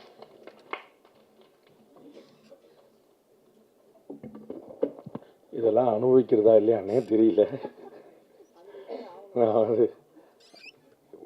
அதுக்காக தான் கடைசி சீட்டில் ஓரமாக உட்காந்தேன், உங்களுக்குலாம் கட் பண்ணுறதுக்கு ஈஸியாக இருக்கும் அப்படின்னு சொல்லிட்டு. நடுவில் வேற தூக்கி வச்சா வந்து இப்போ வந்து தர்புகா சிவாவை வேற கட் பண்ண முடியாது, அவர் தான் வந்து மாட்டி விட்டாங்க என்னைய. நான் அந்த விவரம் தெரிஞ்சேன். நான் எவ்வளோ வருஷம் இந்த வருஷத்தில் உட்காந்துருக்கேன், 27 வருஷமாக அந்த இடத்துல உட்காந்துருந்தேன். ரொம்ப ஆச்சரியமாக இருக்குது எனக்கு. முன்னாடி வந்து உங்கள்லேயே இருந்து வந்த ஒருத்தன் அப்படிங்கிறனால ரொம்ப ஒரு ஹாப்பியான மொமெண்ட்டாக இருக்குது. அன்னைக்கு வந்து நாங்கள் உள்ளே வரும்போது எல்லாமே பேப்பரும் பேனாவும் கையில் எடுத்து வச்சுட்டு நாங்கள் எழுதிட்டுருப்போம். அது வந்து ஷார்ட் ஹேண்ட் படிக்கலை. அதனால் வந்து அன்னை மாதிரி பெரிய சீனியர் ஜேர்னலிஸ்ட்டுகள்லாம் வந்து கடகடன்னு அடிக்கும்போது நாங்கள் வந்து எழுத்தில் வந்து எழுதிட்டு ஒரு குறிப்பான வார்த்தையெல்லாம் எழுதி பண்ணிக்கிட்டு இருப்போம். அதுக்கப்புறம் எங்கள் காலத்தில் தான் வந்து டெலிவிஷன் வந்துச்சு. அப்போ டெலிவிஷன் மீடியாவுக்கும் எங்களுக்கும் பொறாமையாக இருக்கும். அவங்க வந்து அரசியல்வாதியெல்லாம் பேட்டி கொடுக்கும்போது டிவி சேனல்ஸ் பேர சொல்லி அவங்கெல்லாம் வந்துடலாம் அப்புறம் கொடுப்போம். அப்போ நாங்கள்லாம் யார் அப்படின்னு சண்டைக்கு வேறு போகும். இப்போ பேப்பரும் போயிடுச்சு, கேமராவும் போயிடுச்சு, மொபைல் வந்து முன்னாடி நிற்கிது, அது அடுத்தடுத்த கட்டத்துக்கு போய் நிற்கிது. ப்ரெஸ்ஸு ஷோ அப்படின்னு தனியாக ஒன்று போடுறாங்க, இன்ஃப்ளூயன்சர் ஷோ அப்படின்னு ஒன்று தனியாக போடுறாங்க, நடுவில் ஒரு ஷோ போடுவாங்க போல். பெரிய அளவில் டெவலப் ஆகி நிற்குது. அதனால் கொஞ்சம் வச்சு செய்யாமல் கொஞ்சம் பார்த்து செய்யுங்க. நாளைக்கு நான் முதலமைச்சர் ஆனால் உங்களெல்லாம் நல்லா கவனிச்சுக்கிடுவேன். பன்னீர் அண்ணன் வந்து கேமராமேன், அவங்களுக்கு தான் நான் வந்து முழு நன்றியை சொல்லணும். அது வந்து ரொம்ப பியூட்டிஃபுல்லாக என்னையும் பார்க்கும்படியாக காட்டினவர். ஏன்னா நேர்கொண்ட பார்வையோ ரணசிங்கமோ மற்ற படங்கள்லாம் வந்து அந்தந்த நட்சத்திரங்கள் கூட நடித்ததுனால நமக்கு வந்து ஒரு வெளிச்சம் கிடச்சிருச்சு. இதில் வந்து ஒரு இருட்டான அறை, ஒரு விடிகாலை பொழுது, அது வந்து ஒரு 4க்கு 4 அறை. அதில் வந்து எவ்வளோ தூரம் ஆங்கிள் வைக்க முடியுமோ நம்ம அண்ணன் சுருணை சிவானன் சொன்ன மாதிரி வந்து அது ஒரு சிறை அறைக்குள்ளே நடக்கக்கூடிய ஒரு இடத்துல மொத்தம் 4 சுவர் தான். அப்போ எவ்வளோ மல்டிபிள் ஃப்ரேம் வச்சா ஒரு வெரைட்டி கிடைக்கும் அப்படிங்கிறத வந்து பன்னீர் அண்ணன் வந்து படாத பாடுபட்டு எடுத்தாங்க. அது வந்து கிட்டத்தட்ட ஒரிஜினல் சீரியலே எடுக்கப்பட்ட விஷயம். அது வந்து அண்ணனுடைய எக்ஸ்பீரியன்ஸை நான் வந்து அன்னைக்கு பார்த்தேன் கண் கூட. ரொம்ப மறக்க முடியாத ஒரு கேரக்டர், ரொம்ப இன்ட்ரெஸ்டிங்காக இருந்தது. கவிதா பாரதி அவர்கள் வந்து நிறையா சொன்னாங்க, வந்து நம்ம என்ன சொன்னாலும் நேர் எதிர நிற்பார் அப்படின்னு. நான் அவர் பக்கத்துலேயே தான் வர்றேன்றேன், அவர் தான் தள்ளி தள்ளி விடுறாரு. இன்னைக்கு கூட கடைசியில் அவர் பக்கத்தில் உட்காந்தேன், அவர் தான் தள்ளி விட்டு போய் நடுவில் போனார். நடுவில் போங்க, மத்தியில் போங்க, ஒன்றியத்துக்கு போங்கன்னு அனுப்பி விடுறது பூரா அவங்க. அனுப்பி விட்டுட்டு நாங்கள் கடைசியில் இருக்கோம், அவர் பார்த்தீங்களா மத்தியில் இருக்காருன்னு சொல்கிறது அவங்க. ரெண்டும் அவங்க தான் செய்கிறாங்க. நம்ம என்ன செய்யறது? நம்ம எங்கே போச்சுட்டாலும் போகிற எங்கே வரச்சுட்டாலும் சொல்கிறோம், நம்ம வந்து அவ்வளோதான் பண்ணிகிட்டு இருக்கிறோம் வந்து. ஸோ அவங்க நினைக்கிற மாதிரி அப்படிலாம் ஒன்றும் பெரிய முரண்கள்லாம் ஒன்றும் கிடையாது. எங்கள் அண்ணன் அமீர் அண்ணன் அவங்களும் வந்து இதே மாதிரி வேற ஒரு நேர்காணலில் சொல்லும்போது சொன்னாங்க, அண்ணன் கவிதா பாரதி பயன்படுத்திய வார்த்தையை தான் சொன்னாங்க. நாங்கள் கொள்கைன்னு வந்துட்டால் நாங்கள் எந்த நிலைப்பாடு எடுத்தாலும் அதுக்கு நேர் எதிர் நிலைப்பாடில் நிற்கிறவர் தம்பி பாண்டே. ஆனால் அவர் என்னுடைய உறவு, என்னுடைய நட்பு, என்னுடைய தம்பி அவர். ஆனால் யாரையுமே ஒரு வார்த்தை கூட மரியாதை குறைவாக பேச மாட்டார். ஒரு திருன்னு சொல்லியோ ஒரு அவர்கள்னு சொல்லியோ சொல்ல மாட்டார் அப்படின்னு சொன்னார். நமக்கு வந்து எல்லாத்தோட பெரிய விஷயம் உறவு நட்பு தான், வேற ஒன்றுமே கிடையாது. அந்த உறவையும் நட்பையும் பேணாமல் இருந்துட்டு நீங்கள் பணத்தையோ பேரையோ புகழையோ சம்பாதிச்சு என்ன செய்ய போகிறீங்க அப்படின்னு பார்க்குறோம். ஸோ வாழும் காலத்தை விட பாரதியை போல ரொம்ப ஏழ்மையை வறுமையை சந்தித்த ஒருத்தன் பார்க்க முடியாது. பாரதி நம்மை விட்டு பிரிந்த பிறகும் இன்னைக்கு வரைக்கும் வந்து அசைக்க முடியாத ஒரு இடத்துல இருக்கிறார். ஸோ வந்து வாழும்போது நீங்கள் என்னவாக இருந்தீர்கள் என்பதல்ல, வாழ்க்கைக்கு பிறகு உங்களை உலகம் என்னவாக பார்க்கிறது அப்படிங்கிறது. அதில் வந்து ஒரு உறவு நட்பு இல்லாமல் நம்ம வேற என்ன செஞ்சிட போகிறோம் அப்படிங்கிற ஒரு எளிமையான விஷயம். கொள்கை முரண் எல்லாருக்குமே இருக்கும். இந்தியாவில் நடக்கக்கூடிய பாதி கொலைகள் அண்ணன் தம்பிக்குள்ளேயும் புருஷன் பொண்டாட்டிக்குள்ளேயும் தான். உங்களுக்கு தெரியும், நம்ம சொத்து தகராறில் அண்ணன் வெட்டி கொள்ளையும் கூட பிறந்த அண்ணன் ஒரு தாய் மக்கள். அது இன்னைக்கு ரொம்ப ட்ரெண்டு. லேட்டஸ்டாக லாஸ்ட் 10 இயர்ஸாக நீங்கள் பார்த்து கணவன் இறந்தான்னு முதல்ல ஒய்ஃபோட ஃபோனை தான் செக் பண்ணுறாங்க. கணவன் இருந்தால் முதல்ல ஒய்ஃப் இருந்தால் முதல்ல கணவனோட ஃபோனை தான் செக் பண்ணுறாங்க. ரெண்டுக்குள்ளேயும் பாதி கேஸ் முடிஞ்சிடும், மீதி கேஸ் ஏதாவது கஷ்டப்பட்டு என்ன. அப்போ உறவா நட்பா ஒன்றுக்குன்னா இருந்தவங்களுக்குள்ளேயே இவ்வளோ பகை இருக்கும்போது அப்புறம் வாழ்கிற என்ன இருக்குது? ஸோ கொள்கை முரண் இல்லாத இடமே இல்லை. அந்த கொள்கை முரணை எப்படி நீங்கள் வெளிப்படுத்துறீங்கிறது இருக்குது. நாம் வந்து நம்முடைய பாலிசியை சொல்கிறோம், அவங்க பாலிசியை சொல்கிறாங்க. எது சரியோ மக்கள் ஏற்றுட்டு போகிறாங்க. ரெண்டு பேர் ஆளாளுக்கு ஒரு பாலிசியை சொல்லிட்டு போன போது மக்கள் சம்மந்தம்லாம் வேற ஒருத்தருக்கு உட்கார வச்சு இல்லையா? அதனால் ஒன்றும் பிரச்சனை இல்லையா? நம்ம வந்து யார் என்னாலும் பாலிசி சொல்லிட்டு போங்க, எது பிடிச்சிருக்கோ பிடிக்கலையோ, எனக்கு இது பிடிச்சிருக்கு மக்கள் முடிவு பண்ணிட்டாங்கன்னு அப்புறம் வந்து என்னுடைய கொள்கை பெரிதா இன்னொரு கொள்கை பெரிதா? மக்களுக்கு வந்து எல்லாமே தெரியும். நாம நமக்கு முடிஞ்ச விஷயத்தில் ஒரு எளிய மொழியில் ஒரு இனிமையான மொழியில் சொல்லணும் அப்படிங்கிற மட்டும்தான் என்னுடைய எண்ணத்துக்கு மேலே வரணும் கிடையாது. சபரீஷ் ப்ரொடியூசர் அவர்கள் நான் பார்த்த 11 படம் நடித்தேன், பயங்கர காமெடியாக. நானும் வந்து கவிதாக்கா வந்து கேலியா வந்து சொன்னாங்களே நடிகர் ரங்கராஜ் பாண்டே அப்படின்னு சொன்னாங்க. நான் என்ன ஓரமாக உட்காந்து கொத்த வச்சு உட்காந்துருக்கேன், என்ன போய் நடிகர் சொல்லிக்கலாம், அவ்வளோ ஒருத்தால நான் இன்னும் ப்ரொஃபஷனலாலாம் ஆகலை அப்படிங்கிற சொன்னேன். போன ப்ரெஸ் மீட்டில் வந்து டைரக்டர் சொன்னார் போல, ஏதோ அந்த பேமெண்ட்லாம் திருப்பி கொடுத்தாரு. அதுவே வந்து நான் நடிகர் ஆளுங்கிறக்கான உதாரணம். நடிகர் ஆன பிறகு நம்ம கொஞ்சம் பார்த்துட்டு என்ன சரியாக வரல அப்படிங்கிற மாதிரி, சரியாக வரல என்ன அது இல்லை என்ன வெரி ஸ்லைட் பாய் எங்கள் ஆப்பிள் ஜூஸ் கூடு அப்படின்னு நம்மளும் கேட்கலாம், பிறகு வந்து கேட்கலாம். நான் பார்த்த ரொம்ப 11 படம் பண்ணியிருக்கிறேன். அதில் 2 படம் வந்து சாரோடைய ப்ரொடக்ஷன்லேயே பண்ணியிருக்கிறேன். ரொம்ப இன்ட்ரெஸ்டிங்கான ப்ரொடியூசர், ரொம்ப எளிமையான ப்ரொடியூசர். அவர் வந்து ஏன் டாம்பிகமாக இல்லை அப்படின்னு வந்து சுப்பிரமணிய சிவானன் கேட்டார்.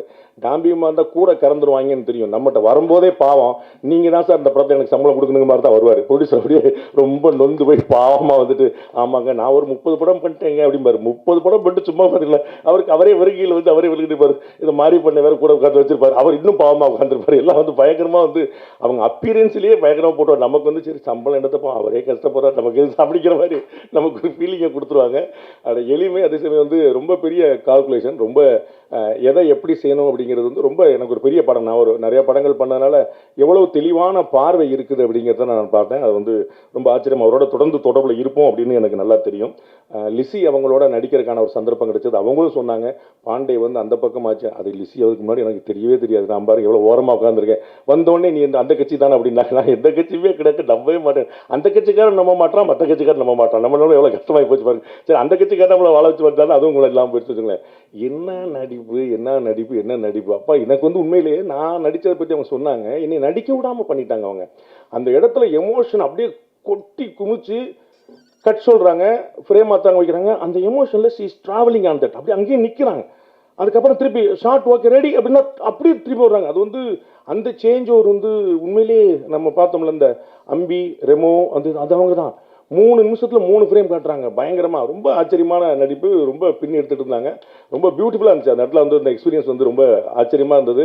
வரும்போது காரில் இறங்கும்போது ஒரு ஃபைட் சீனை தான் பார்த்தேன். அவங்க வந்து ஒரு கேரவேனுக்குள்ளேயோ இறங்கினோடனே சண்டையை போட்டு வந்து ஒரு சுடிதார் போட்டு சண்டை போட்டாங்க. நானும் இந்த அக்கா யார், இது ஒரு ப்ரொடியூசராக இருக்கும்போது சண்டைகள்லாம் போடுதே அப்படின்னு நினச்சிக்கிட்டு இருந்தேன்.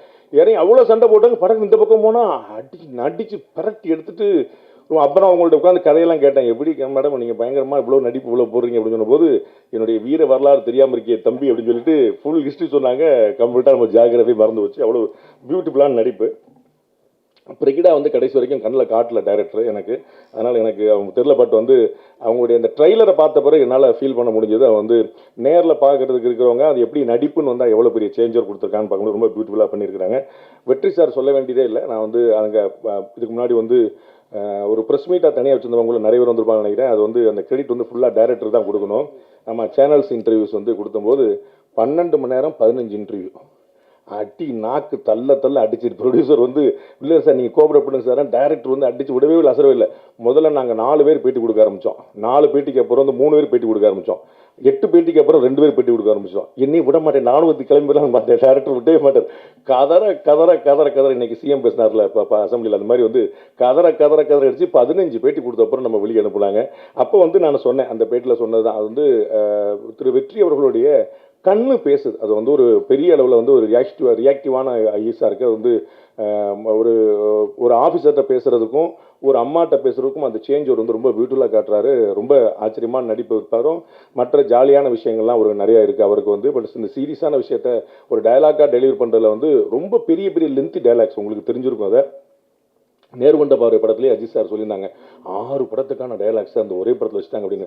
கோர்ட் சீன் இருந்தால் அப்படி இருக்கும். அதே மாதிரி தான் இதுலேயும் பார்த்தீங்கன்னா ஏகப்பட்ட டைலாக். அது வந்து ஒரு ஃப்ரேம் கூட அவர் நான் பேப்பரை பார்க்கவே இல்லை. நான் கையிலே பேப்பருங்கமாக உட்காந்து பேரில் சார் சொன்னார்ல, கவிதா பாரதி சொன்ன கேரவனுக்கே போல எங்கே போக எனக்கு தான் அடுத்த டைலாக சொல்லுமே பீதியிலே வச்சுருந்தாங்க நம்மளை.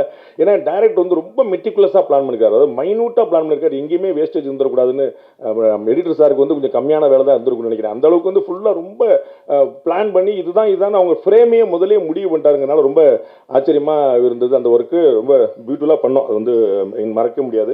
தர்புகா சிவா சார் வந்து நான் இன்னைக்கு தான் ஃபஸ்ட் டைம் பார்க்குறேன். நான் வந்து ட்ரெய்லரை வந்து மாதிரி 2-3 விஷயங்களை வந்து டைரக்டர் ஏற்கனவே காட்டின போதே நான் சொன்னேன், இந்த வார்த்தை தான் சொன்னேன். இன்னைக்கு தர்புகா சார்ட்டையும் சொன்னேன். அதாவது பாரதியாருடைய பாடல்களை ஒரு சினிமாக்காக மாற்றுறதுங்கிறது சுலபம் இல்லை. அதை வந்து நம்ம பார்த்து நம்ம பியூட்டிஃபுல்லாக பண்ணது ராஜா சார் தான். அவர் மாதிரி வந்து ஒரு பியூட்டிஃபுல்லாக வந்து ராஜா சார் மாதிரி அந்த பாரதியார் பாடலுக்கு உயிர் கொடுக்குறது இன்னொருத்தர் பார்க்க முடியாது. அதற்கு பிறகு நீண்ட நெடிய காலத்துக்கு பிறகு தர்புகா சார் வந்து அதற்கு ஒரு பெரிய உயிரை கொடுத்துருக்காருங்கிற பார்க்குறோம். ரொம்ப பியூட்டிஃபுல்லாக இருக்குது. அதே போல் பாரதிதாசன் வந்து கவிதா பாரதி அண்ணனுக்கு எல்லாத்துலேயும் 2 குத்துனா தான் அவருக்கு ஒரு மன நிறைவு அமையும். அதில் வந்து பாரதியாருக்கு கிடைத்த பெருமை பாரதிதாசனுக்கு கிடைக்கவில்லை, அதற்குள் ஒரு அரசியல் இருக்குதுன்னார். நாங்கள் எதிர்கட்சி அண்ணன் சொன்னதுதான், பாரதிதாசனுக்கு கிடைத்த விஷயம் பாரதியார் கிடைக்கலன்னு நினைக்கிற குறிப்பிட்றாங்க. நான் வந்து செல்ல இடமெல்லாம் உங்களுக்கு தெரியும், நிறைய பேர் பார்த்துருப்பீங்க. பாரதிதாசனுடைய அந்த ஒரு பொன்மொழி, அதை தான் நான் எல்லா உரைகள்லையும் முதல்ல ஆரம்பிப்பேன். எங்கள் வாழ்வும் எங்கள் வளமும் மங்காத தமிழன்று சங்கே முழங்கு அப்படிங்கிறதான். அதை விட ஒரு வரி வந்து இன்னொன்று தேவையில்லை. அது வந்து பாரதியாருக்கு மரியாதை கிடைச்சதா கிடைக்கலையா அப்படிங்கிறது இல்லை, நீங்கள் மதிக்கிற பாரதிதாசன் தன்னை வந்து பாரதிதாசனாக மாற்றிக்கொண்டிருப்பார் அப்படிங்கிறதே பாரதியாருக்கு போதுமானது. வேற எந்த கௌரவங்களும் தேவையில்லை. ரொம்ப ஆச்சரியமான அப்படி வந்து தன்னுடைய பெயரை அழித்து அது வந்து தன்னுடைய குருநாதருடைய பெயரை போடுறது அப்படிங்கிறது வந்து அது ஒரு சர்வப்பரி தியாகம்னு சொல்லுவாங்க. அந்த மாதிரி பாரதிதாசன் ஆச்சரியமான பாடல். அண்ணன் சொன்ன மாதிரி வந்து மானுட சமுத்திரம் நான் என்று கூவு அப்படின்னு சொல்லிட்டு பாரதிதாசனுடைய பாடல்கள் எல்லாமே வந்து விசால பார்வையால் விழுங்கு மக்களை அப்படின்னு எழுச்சிகரமான வரிகளாக தான் இருக்கும். அப்படி வந்து அவ்வளோ எழுச்சி மிக்க ஒரு கவிஞர்கிட்ட வந்து இவ்வளோ உணர்ச்சி மிக்க ஒரு பாடல் அப்படிங்கிறது நமக்கே ஒரு புதுசாக இருக்குது. அதை வந்து தர்புகா சார் வந்து ரொம்ப பியூட்டிஃபுல்லாக பயன்படுத்தி வச்சிருக்கிறாங்க. அது வந்து அந்த இறுதி முத்தம் கொடுங்கிற ஒரு வார்த்தை தவிர பின்னாடி நண்பர்கள் பேசிட்டு இருந்ததை கேட்டேன். நம்ம எவ்வளோ நல்ல தமிழ் வார்த்தைகளை தொலைச்சிட்டோம் அப்படிங்கிறது ரொம்ப வைத்தறிச்சலாக இருந்துச்சு. இன்னைக்கு வந்து ஒரு நெற்றியை பற்றி, ஒரு கற்றையை பற்றி, ஒரு கொம்பு தேனை பற்றின்னு எவ்வளோ வார்த்தைகள் பாரதிதாசனுடைய வெக்காபுலரி எதுவுமே இன்னைக்கு புழக்கத்தில் இருக்காது. யாரா ஒருத்தர் கொம்பு தேன் அப்படின்னு என்ன தெரியுமான்னா, என்னாச்சு என்ன ப்ரோ, ஏன் ப்ரோ இப்படி பேசுற நீ அப்படின்வோம். அந்த மாதிரி ஆகி நிற்கிது. நல்ல தமிழ் வார்த்தையிலே காணாமல் போச்சு. அதை வந்து அது பாரதிதாசனுடைய வரிகளில் அதில் தெரிஞ்சுதான் டைரக்டர் வந்து அப்படியே பாரதிதாசன் நிப்பாட்டிக்கிட்டு அந்த மாதிரி போக வேண்டாம் பாட்டு ஜென்சி அப்படிங்கிற பாட்டுக்கெல்லாம் போக வேண்டாம்னு நினைச்சார். அனுபவத்தில் அற்புதமான வரிகளுக்கு வந்து உயிர் கொடுத்திருக்கிறாரு தர்புகா. உங்களுக்கு வந்து நிச்சயமாக காலம் உங்களுக்கு நன்றியோடு கூட நிற்கும். And director sir Dayal Padmanabhan sir வந்து சொல்ல வேண்டியதே இல்லை. நானும் முதல்ல வந்து கன்னட டைரக்டர் தான் நினச்சேன். தயால் பத்மநாபன் ரொம்ப காமன் நேம் தானே, அதனால் கன்னட இயக்குனர் போல் இங்கே வந்து பாவம் தமிழ்நாட்டில் கஷ்டப்படுறாருன்னு தான் நினச்சேன். அப்படின்னா விழுப்புரம்னாரு, தலைவா நீ என்ன தலைவா அங்கே போய் பின்னி எடுத்துகிட்டு இருக்க அப்படின்னு சொன்னால், அங்கே வந்து உண்மையிலேயே படைப்பாளிகளுக்கு எப்படிப்பட்ட மரியாதை கொடுக்கப்படுகிறது என்பதை கன்னட திரையுலகம், கன்னட அரசுகளை பார்த்து தமிழ்நாடு அரசுகளும் கற்றுக்கொள்ள வேண்டும் நான் நினைக்கிறேன். ஏன் அப்படின்னா, ஒரு 7-8 வருஷமா அவார்டே கொடுக்கல அப்படின்னு மொத்தமாக கொடுக்குற பழக்கம்லாம் இங்கே இருக்குது. அங்கே வந்து எவ்வளோ பெரிய கௌரவம் வந்து எழுத்தாளர்களையும் படைப்பாளிகளையும் அமர வைத்து உட்கார வைத்து முதலமைச்சர்களும் அதிகாரிகள் வந்து நின்று கொண்டு விருது கொடுக்குற மாதிரி காட்சியெல்லாம் நம்ம பார்க்குறோம். அதெல்லாம் வந்து கற்பனை செய்ய முடியாத ஒரு உயரம். கேரளாவில் அந்த மாதிரி விஷயங்கள் இருக்குது.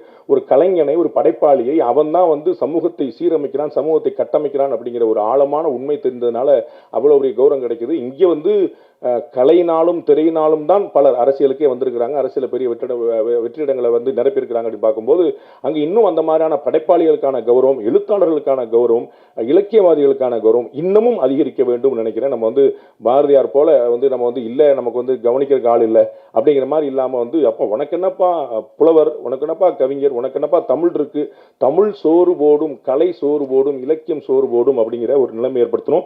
அப்பதான் தமிழ் வாழும். அந்த மாதிரி ஒரு ஆச்சரியமான ஒரு இயக்குனர். நான் வந்து அவருடைய மெட்டிகுலஸ் பிளானிங்கை வந்து பார்த்தேன். நான் வந்து ப்ரொடியூசர்கிட்ட அவ்வளோ புகழ்ந்து சொல்லியிருக்கிறேன் டைரக்டரை பற்றி, பயங்கர ஆச்சரியங்க அப்படின்னு சொல்லிட்டு. நான் வந்து அடுத்தடுத்த படங்களில் வந்து அவங்க எப்படிலாம் பண்ணுறாங்க, அவங்க வந்து தயாளன் சார் மாதிரி பண்ணுறாங்களாம் பார்க்க ஆரம்பிச்சேன். அவ்வளோ தூரம் அறிவே கிடையாது எனக்கு சினிமா பற்றி.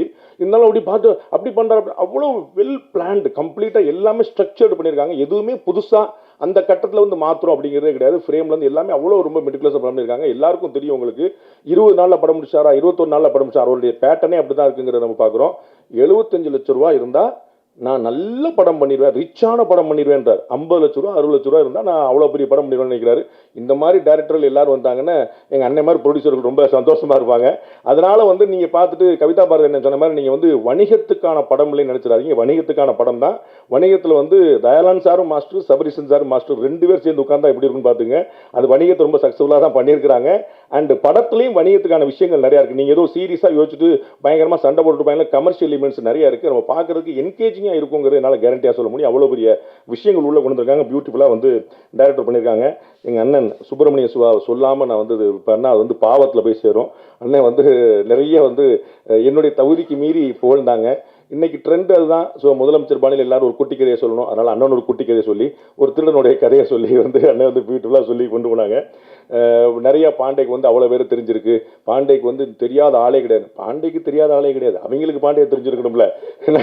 அண்ணன் விவேக் சொன்ன மாதிரி இப்போ எனக்கு கமிஷனர் விஜயகுமார் தெரியும், சரி விஜயகுமாருக்கு என்ன தெரியணும்ல, அதெல்லாம் எனக்கு அண்ணன் மோடியை சொல்கிறார் அப்படி அப்படிலாம் நம்ம வந்து சரி இன்னுமா இந்த உலகம் நம்மளை நம்பிக்கிட்டு இருக்கு அப்படின்னு சொல்லிட்டு சரி ரைட் சொன்னா போனா போய்கிட்டே நம்மள நம்பர் வரைக்கும் சந்தோஷம் தான் அப்படின்னு போயிட்டு இருக்கோம். நானும் வந்து இதே போல் ஒரு எளிமையான ஒரு பத்திரிகையாளர் தான். 27 வருஷத்தில் 20 வருஷம் கக்கத்தில் பேப்பர் வச்சுட்டு கையில் பேப்பர் வச்சுட்டு ரோடோடாக சுற்றிட்டு இருந்தவன். வெறும் டீ, வெறும் காஃபி நான் சொல்லிகிட்டே இருப்போம். நம்ம வந்து சாலிடாகவே எதுவும் ஃபுட்டு போக மாட்டேங்குது, எல்லாம் லிக்விடாக ஃபுட்டு போயிட்டே இருக்கேப்பா அப்படின்னு சொல்லிட்டு அப்படி போயிட்டு இருந்த ஒருத்தன் தான்.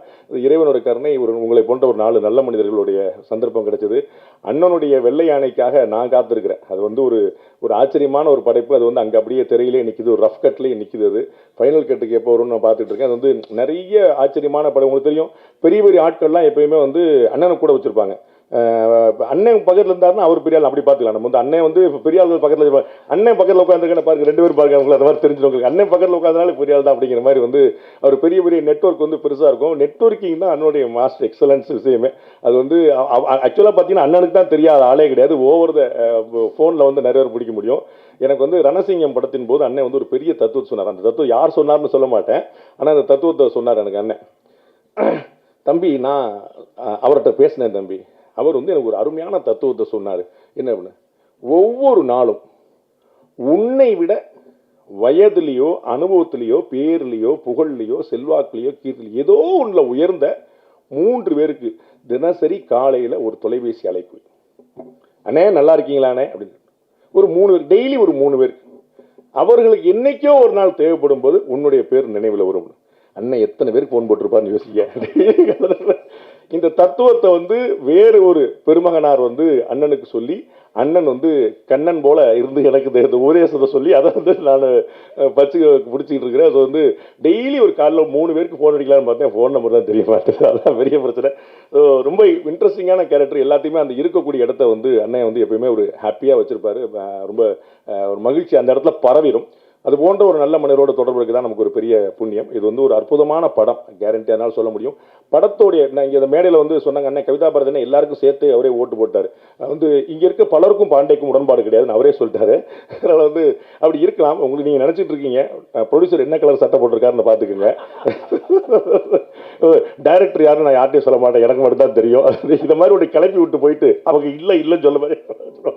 ஸோ கொள்கை இது வந்து எனக்கு இந்த படத்தோடைய கொள்கையில் உடன்பாடு இருக்கா இல்லையாங்கிறதுல நான் இந்த படத்தில் நடிப்பதற்கு கூலி வாங்கியிருக்கிறேன். அந்த கூலிக்கு விசுவாசமாக உழைக்க வேண்டும் என்பது மட்டும்தான் என்னுடைய நோக்கம்.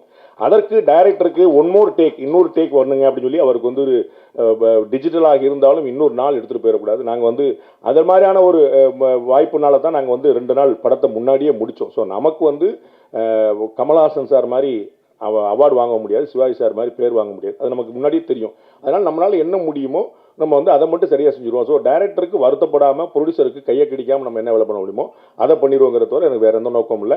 அந்த வகையில் இது வந்து ஒரு பியூட்டிஃபுல்லான இன்ட்ரெஸ்டிங்கான படம். அதை வந்து நான் உள்ள கான்ட்ரிபியூட் பண்ணும்போதும் எனக்கு ஒரு பெரிய ஒரு ஈர்ப்பை ஏற்படுத்தி இருந்துச்சு, அதில் ஒரு பிணைப்பை ஏற்படுத்திச்சு. நான் அப்படி தான் எல்லா இடத்துலையுமே ஒர்க் பண்ணுறேன். அதனால் ஒரு பியூட்டிஃபுல்லான படம் பாருங்கள். உங்களுடைய நியாயமான விமர்சனங்களை வைங்க, நிறைய நண்பர்கள் கொண்டு போய் சேருங்க. இறைவன் துணை இருக்கட்டும். நன்றி, வணக்கம். நான் ஸ்டாப்பாக அடிச்சு துவைச்சி காய வச்சுட்டு போயிட்டீங்க சார். சார் நாளையிலேருந்து நான் உங்களுக்கு ஒரு ஃபோன் பண்ணுவேன் சார். அடுத்ததாக நாம் பேச அழைக்கிறோம். வாழ்க்கையின் சுவடுகளை ஒளியாய் மாற்றி இருள் நிறைந்த திரையரங்கில் நம்மை நாமே தேட வைக்கும் ஒரு அழகான கண்ணாடி சினிமா. அந்த சினிமாவிற்காக எதையும் செய்யலாம் என்பது போல அரசு வேலையை விட்டு வந்தவர், 22 படங்களை இயக்கியவர். அடுத்ததாக மரண தண்டனை கைதியின் வாழ்க்கையை ஒரு இரவை மையமாக கொண்டு அவன் கடந்த கதையை உண்மைக்கு பக்கத்தில் நின்று ஒரு புதிய கண்ணோட்டத்தில் தெளிந்த நீரோடையை போல ஒரு கதை சொல்லி இருக்கிறார். லக்ஷ்மிகாந்தன் கொலை வழக்கு இயக்குனர் தயாள் பத்மநாபன் அவர்களை பேச அழைக்கிறோம்.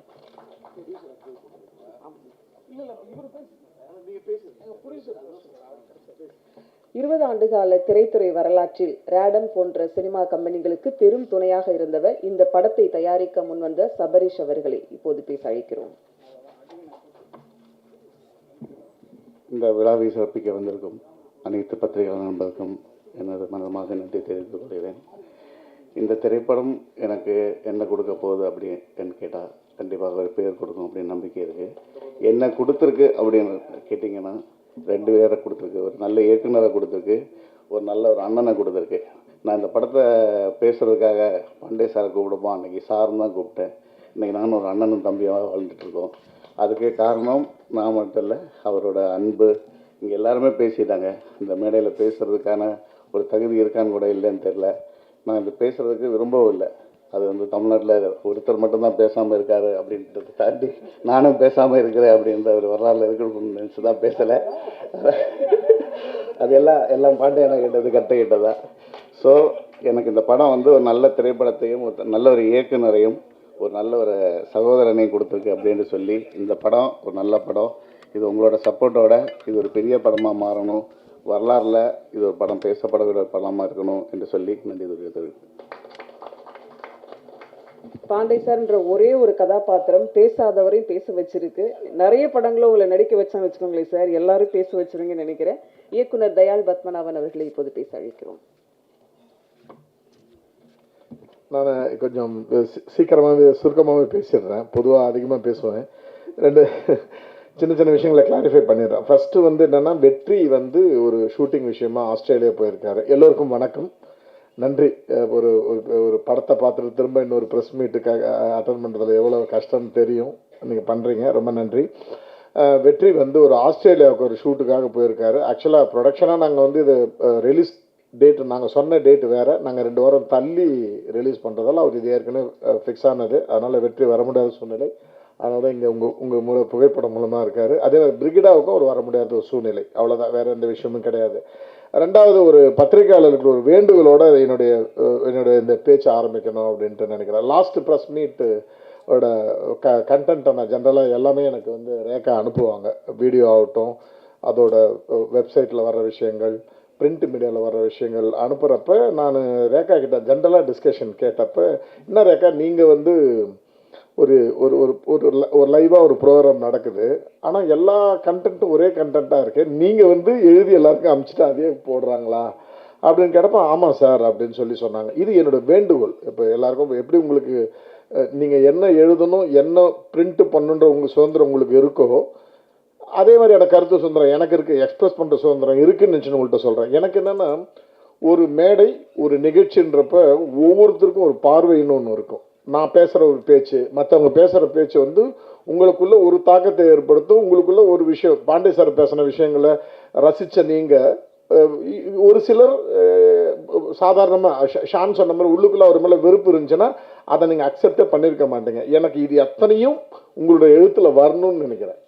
இது அத்தனையும் உங்கள் எழுத்தில் வரணும்னு நினைக்கிறேன். என்னென்னா, உங்களுக்கு சொந்தமாக நீங்கள் பார்க்குற விஷயத்தை நீங்களே எழுதுகிறப்ப அதுதான் என்னை மாதிரியான படைப்பாளிகளுக்கு வந்து சந்தோஷத்தை கொடுக்கும்னு நினைக்கிறேன். முடியுமா? அதர்வைஸ் எனக்கு என்ன ஆயிடுதுன்னா, 10 ஆர்டிக்கல் படிக்கிற 10ம் அந்த ப்ரெஸ் நோட்டாகவே இருக்குது.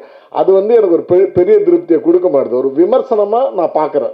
நான் இங்கே நடக்கிற நல்ல விஷயங்களை நீங்கள் சுட்டி காமிக்கணும். இங்கே நடக்கிற பாரு, இன்னைக்கு டைரக்டர் வந்து ரொம்ப அதிக பிரசித்தமாக பேசலான்றது நீங்கள் எழுதுனா தான் எனக்கு சந்தோஷம்னு சொல்கிறேன். அந்த விமர்சனத்தை வந்து எதிர்பார்க்குறேன்.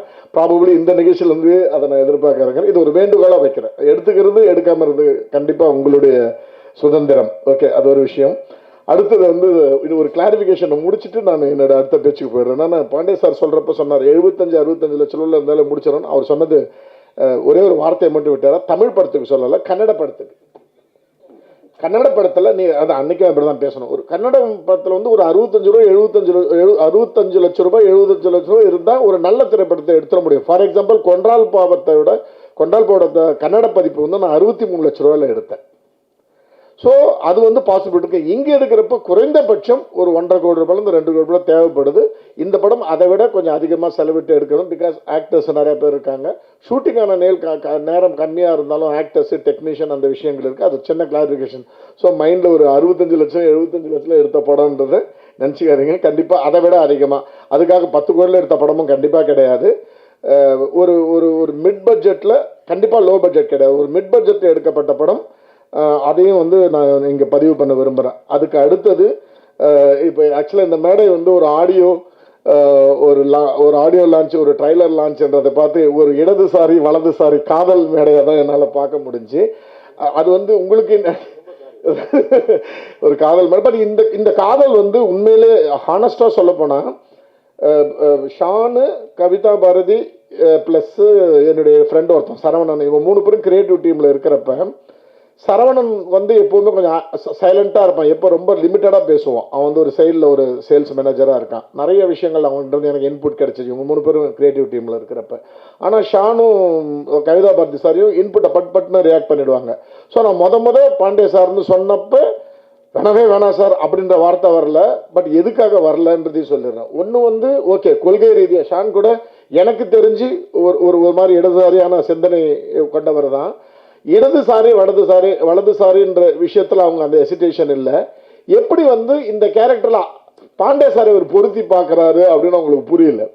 எப்போ அந்த ஐஸை என்னால் பிரேக் பண்ண முடிஞ்சு அப்படின்னா, கவிதா பாரதி சாரை கூட்டின்னு போயிட்டு பாண்டே சாரை மீட் பண்ணப்போ தான் கவிதா பாரதி சார் வெளில வந்து, சார் இல்லை சார் உங்களோட செலெக்ஷன் கரெக்டு சார்னு அன்றைக்கி அவரால் அதை புரிஞ்சுக்க முடிஞ்சு.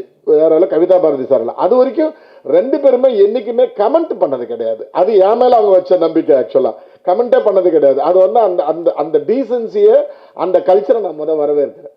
ஷான் கூட அவ்வளோதான். அதே மாதிரி ஷானும் கூட அப்படிங்களா ஓகே அப்படின்னு இருந்தார். எந்த விமர்சனம் பண்ணல. நாள் ஷூட்டிங் பார்த்தோன்னா, சார் எக்ஸாக்ட்லி சார் உங்களுடைய இது கரெக்டாக இருந்துச்சுன்னு சொன்னார். ஸோ இந்த கல்ச்சரை எனக்கு அதை வந்து அந்த ஃப்ரெண்ட்ஷிப்பை அட்வான்டேஜ் எடுத்துக்காமல் அந்த பண்பாடை நீங்கள் கடைபிடித்ததுக்கு ரொம்ப நன்றி. இது ஒரு விஷயத்தை நான் சொல்லணும்னு நினச்சேன். அதுக்கு அடுத்தது இப்போ ஒரு இன்ஃபர்மேஷனாக சில விஷயங்கள் சொல்லிடுறேன். ஆக்சுவலாக நான் ஒரிஜினலாக இது வந்து 26ஆம் தேதி இல்லை 3ஆம் தேதி, ஜூலை 3ஆம் தேதி ரிலீஸ்ன்ற மாதிரி யோசித்தேன். இல்லாட்டினா ஜூன் 26ன்ற மாதிரி யோசித்தோம். நிறைய டிஸ்ட்ரிபியூட்டர்ஸு, பிஸ்னஸ்ஸு அப்படிலாம் வந்து கடைசியாக இப்போ என்ன முடிவு பண்ணியிருக்கிறேன்னா, ஜூலை 10ஆம் தேதி படம் ரிலீஸ் ஆக போகுது. லவ்வோ லவ் அந்த படமும் அனௌன்ஸ் பண்ணியிருக்காங்க, கூட இதய முறையிலையும் அனௌன்ஸ் பண்ணியிருக்காங்க. அந்த படங்கள் கூட இந்த படமும் ரிலீஸ் ஆக போகுது. இதை அஃபிஷியலாக நான் அனௌன்ஸ் பண்ணுறேன். ஏன் இந்த ஒரு ஜென்ரலாக என்னென்னா, இப்போ எல்லாமே சொன்னாங்க செம்ம பிளானிங், அவர் சொன்னதை அதே டேட்டுக்கு தான் பண்ணுவார் அப்படிலாம் சொன்னாங்க. ஒரே ஒரு விஷயம் என்னென்னா, இந்த டிஸ்ட்ரிபியூஷன் இப்போ இது டிஸ்ட்ரிபியூட் பண்ண போகிறது வந்து ட்ரைடன்ட் ஆர்ட்ஸ் ரவீந்திரன், என்னுடைய ஒரு 20 வருஷ நண்பர். உங்களுக்கு ரொம்ப ஈஸியாக ரைட்டிங்காக சொல்லணுன்னா, ட்ரைடன்ட் ரவி முதலில் ப்ரொடியூஸ் பண்ண படத்தோட டைரக்டர் நான் தான். கன்னடத்தில் தான் அவர் படத்தை ப்ரொடியூஸ் பண்ணார். ரெயின்போ பிக்சர்ஸ்னு ஒரு ஃப்ரெண்ட்ஸ் எல்லாம் சேர்ந்து பண்ண படம், அதுக்கு நான் தான் டைரக்டர். ஐ திங்க் 2004 5 நான் டைரக்ட் பண்ணேன். ஸோ அப்போலேருந்தே ரவீந்திரன் சார் எனக்கு பழக்கம். இந்த படத்தை டிஸ்ட்ரிபியூட்டராக பார்த்தது அவர் தான். அதன் பிறகு நிறைய பேர் பார்த்தாங்க. பார்த்தப்ப எல்லா இதுலேயும் வந்து ஒரு சின்ன டிஸ்கஷன் வந்துச்சு. என்னென்னா, உங்களுக்கு பிஸ்னஸ் ரொம்ப அடிப்படையாக ஒரு விஷயம் தெரியும். ஒரு டிஸ்ட்ரிபியூஷன்ன்றப்ப இதுக்கு எவ்வளோங்க செலவு பண்ணணும், ஒரு 100 ரூபாய் செலவு பண்ணணும், 100 ரூபாய் செலவு பண்ணி ரிலீஸ் பண்ணுங்க அப்படின்னு.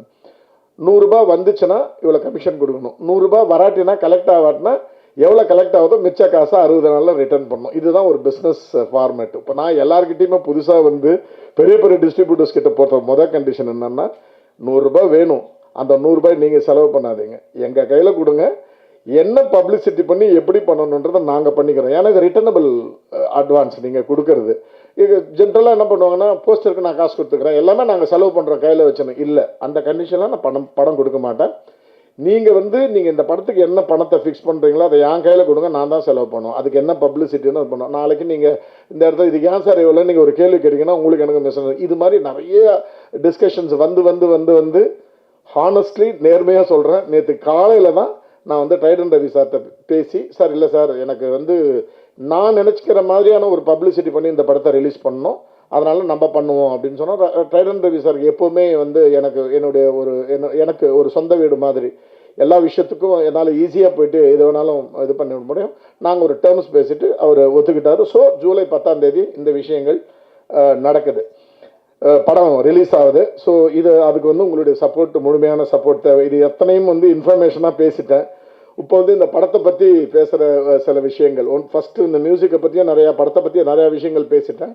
ஒரே ஒரு 2 எக்ஸாம்பிள் மட்டும் சொல்லிட்டு என்னுடைய பேச்சை முடிச்சுக்கணும்னு நினைக்கிறேன். ஒரு மனிதன் வந்து ஒரு சூழ்நிலை காரணமாக ஒரு குற்றவாளியாக ஆகிறான். அந்த குற்றவாளி நிலைமை ஆகிறப்ப அவனுடைய அப்நார்மலிட்டி, ஒரு அசாதாரணமான சூழ்நிலை தான் அவனை வந்து குற்றவாளியாக மாற்றுது. அதனால் அவன் ஒரு சாதாரண மனிதன் மாதிரி சிந்திக்காமல் அசாதாரணமாக சிந்திச்சாலும் குற்றவாளி ஆகிறான். அவனுக்கு திருந்ததுக்கான வாய்ப்பை எத்தனை நேரம் வேணாலும் கொடுக்கணும் அப்படின்றது என்னுடைய எண்ணம். இது என்னுடைய ஸ்டாண்டு. இதை இந்த படத்தில் நான் பேசியிருக்கேன். ஓகேங்களா? எத்தனை முறை வேணாலும் அவனுக்கு சந்தர்ப்பம் கொடுக்கணும்.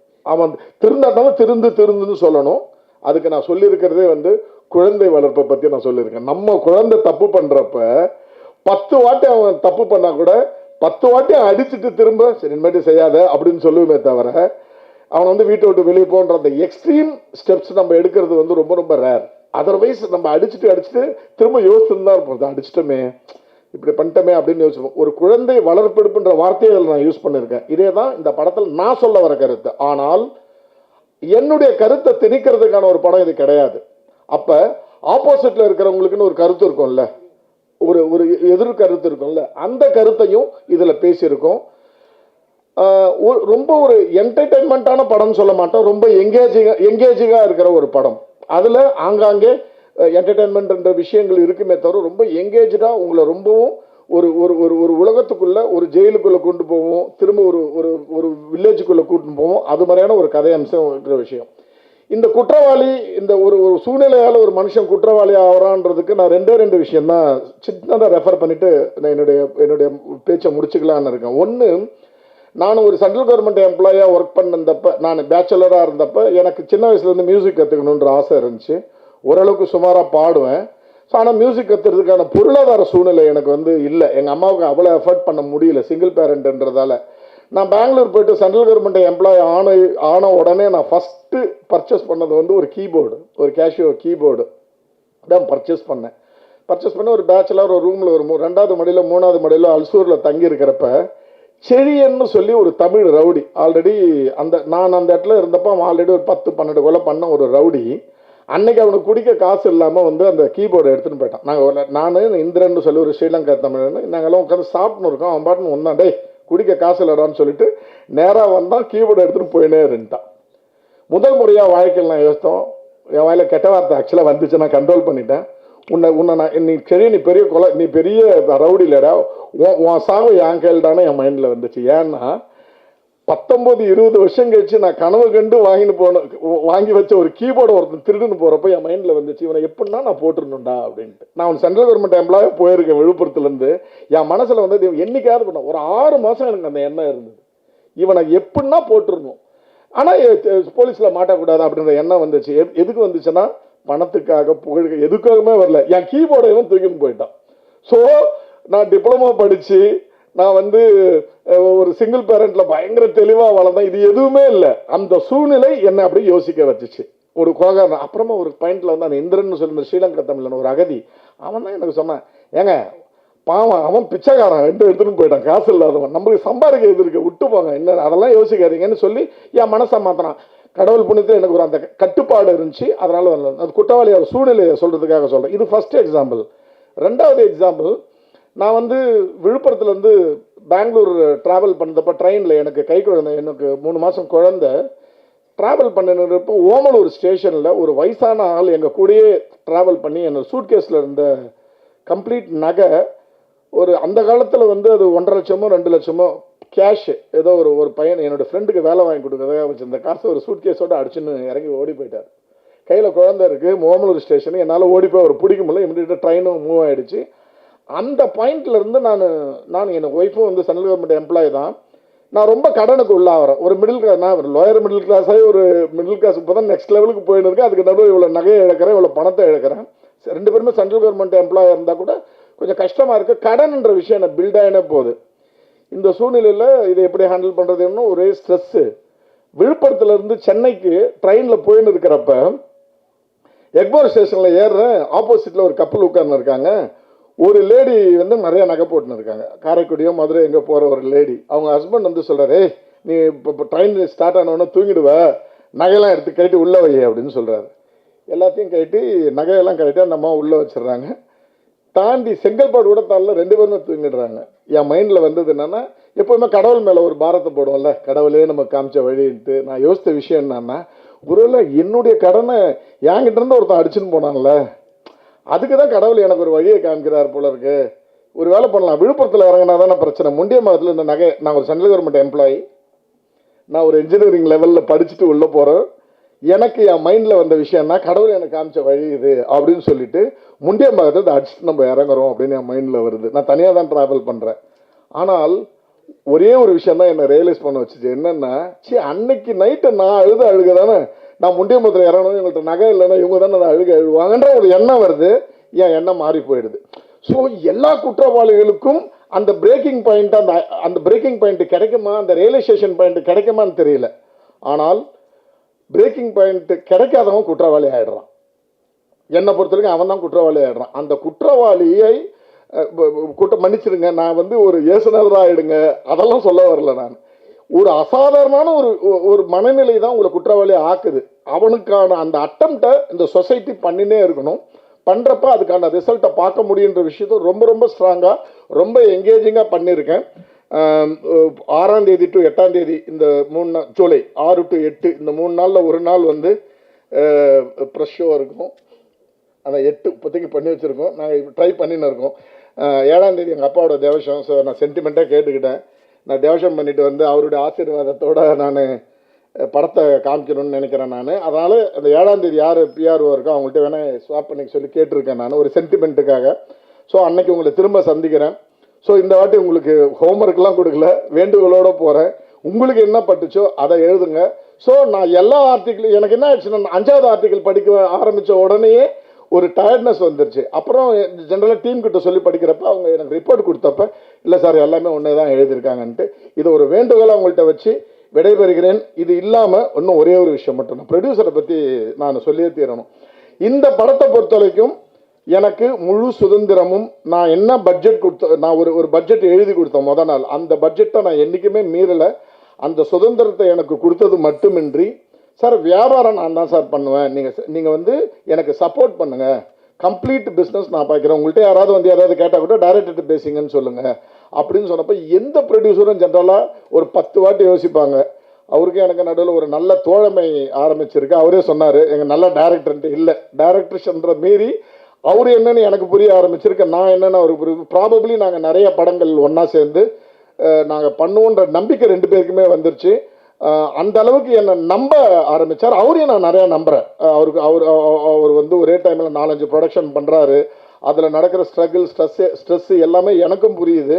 இதெல்லாம் நம்பி அந்த ஒருத்தருக்கு ஒருத்தர் மேலே நம்பிக்கையில், இல்லை நீங்கள் வியாபாரம் நீங்கள் பண்ணுங்கள், நான் ஒரு எஸ்டிமேட் பண்ணி கொடுத்துட்டேன், இது மாதிரி வந்து இதுதான் சார் நம்ம பப்ளிசிட்டி பண்ண போகிறோன்னு எழுதி கொடுத்துட்டு நான் பண்ணின்னு இருக்கேன். நான் என்ன பண்ணிருக்கேன்றது அவருக்கு தெரியவே தெரியாது. சார் இங்கே பணம் கொடுக்கணும் கொடுத்துன்னு இருக்கார்.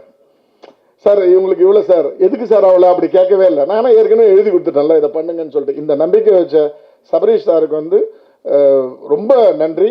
நம்ம நிறையா படம் பண்ணணும் sir. Okay, thank you so much. நான் ரொம்ப ஆல்ரெடி நீங்கள் ரொம்ப டயர்டாக இருப்பீங்க. Good night. Thank you so much.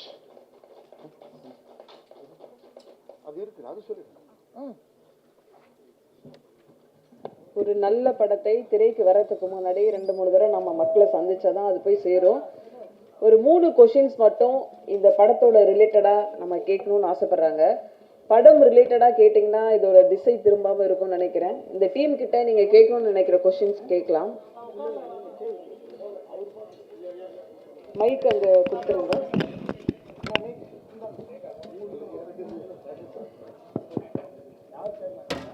Sir நடிகர் கலைஞர் சார், நீங்கள் தான். பாண்டி சார் நீங்கள் தான்.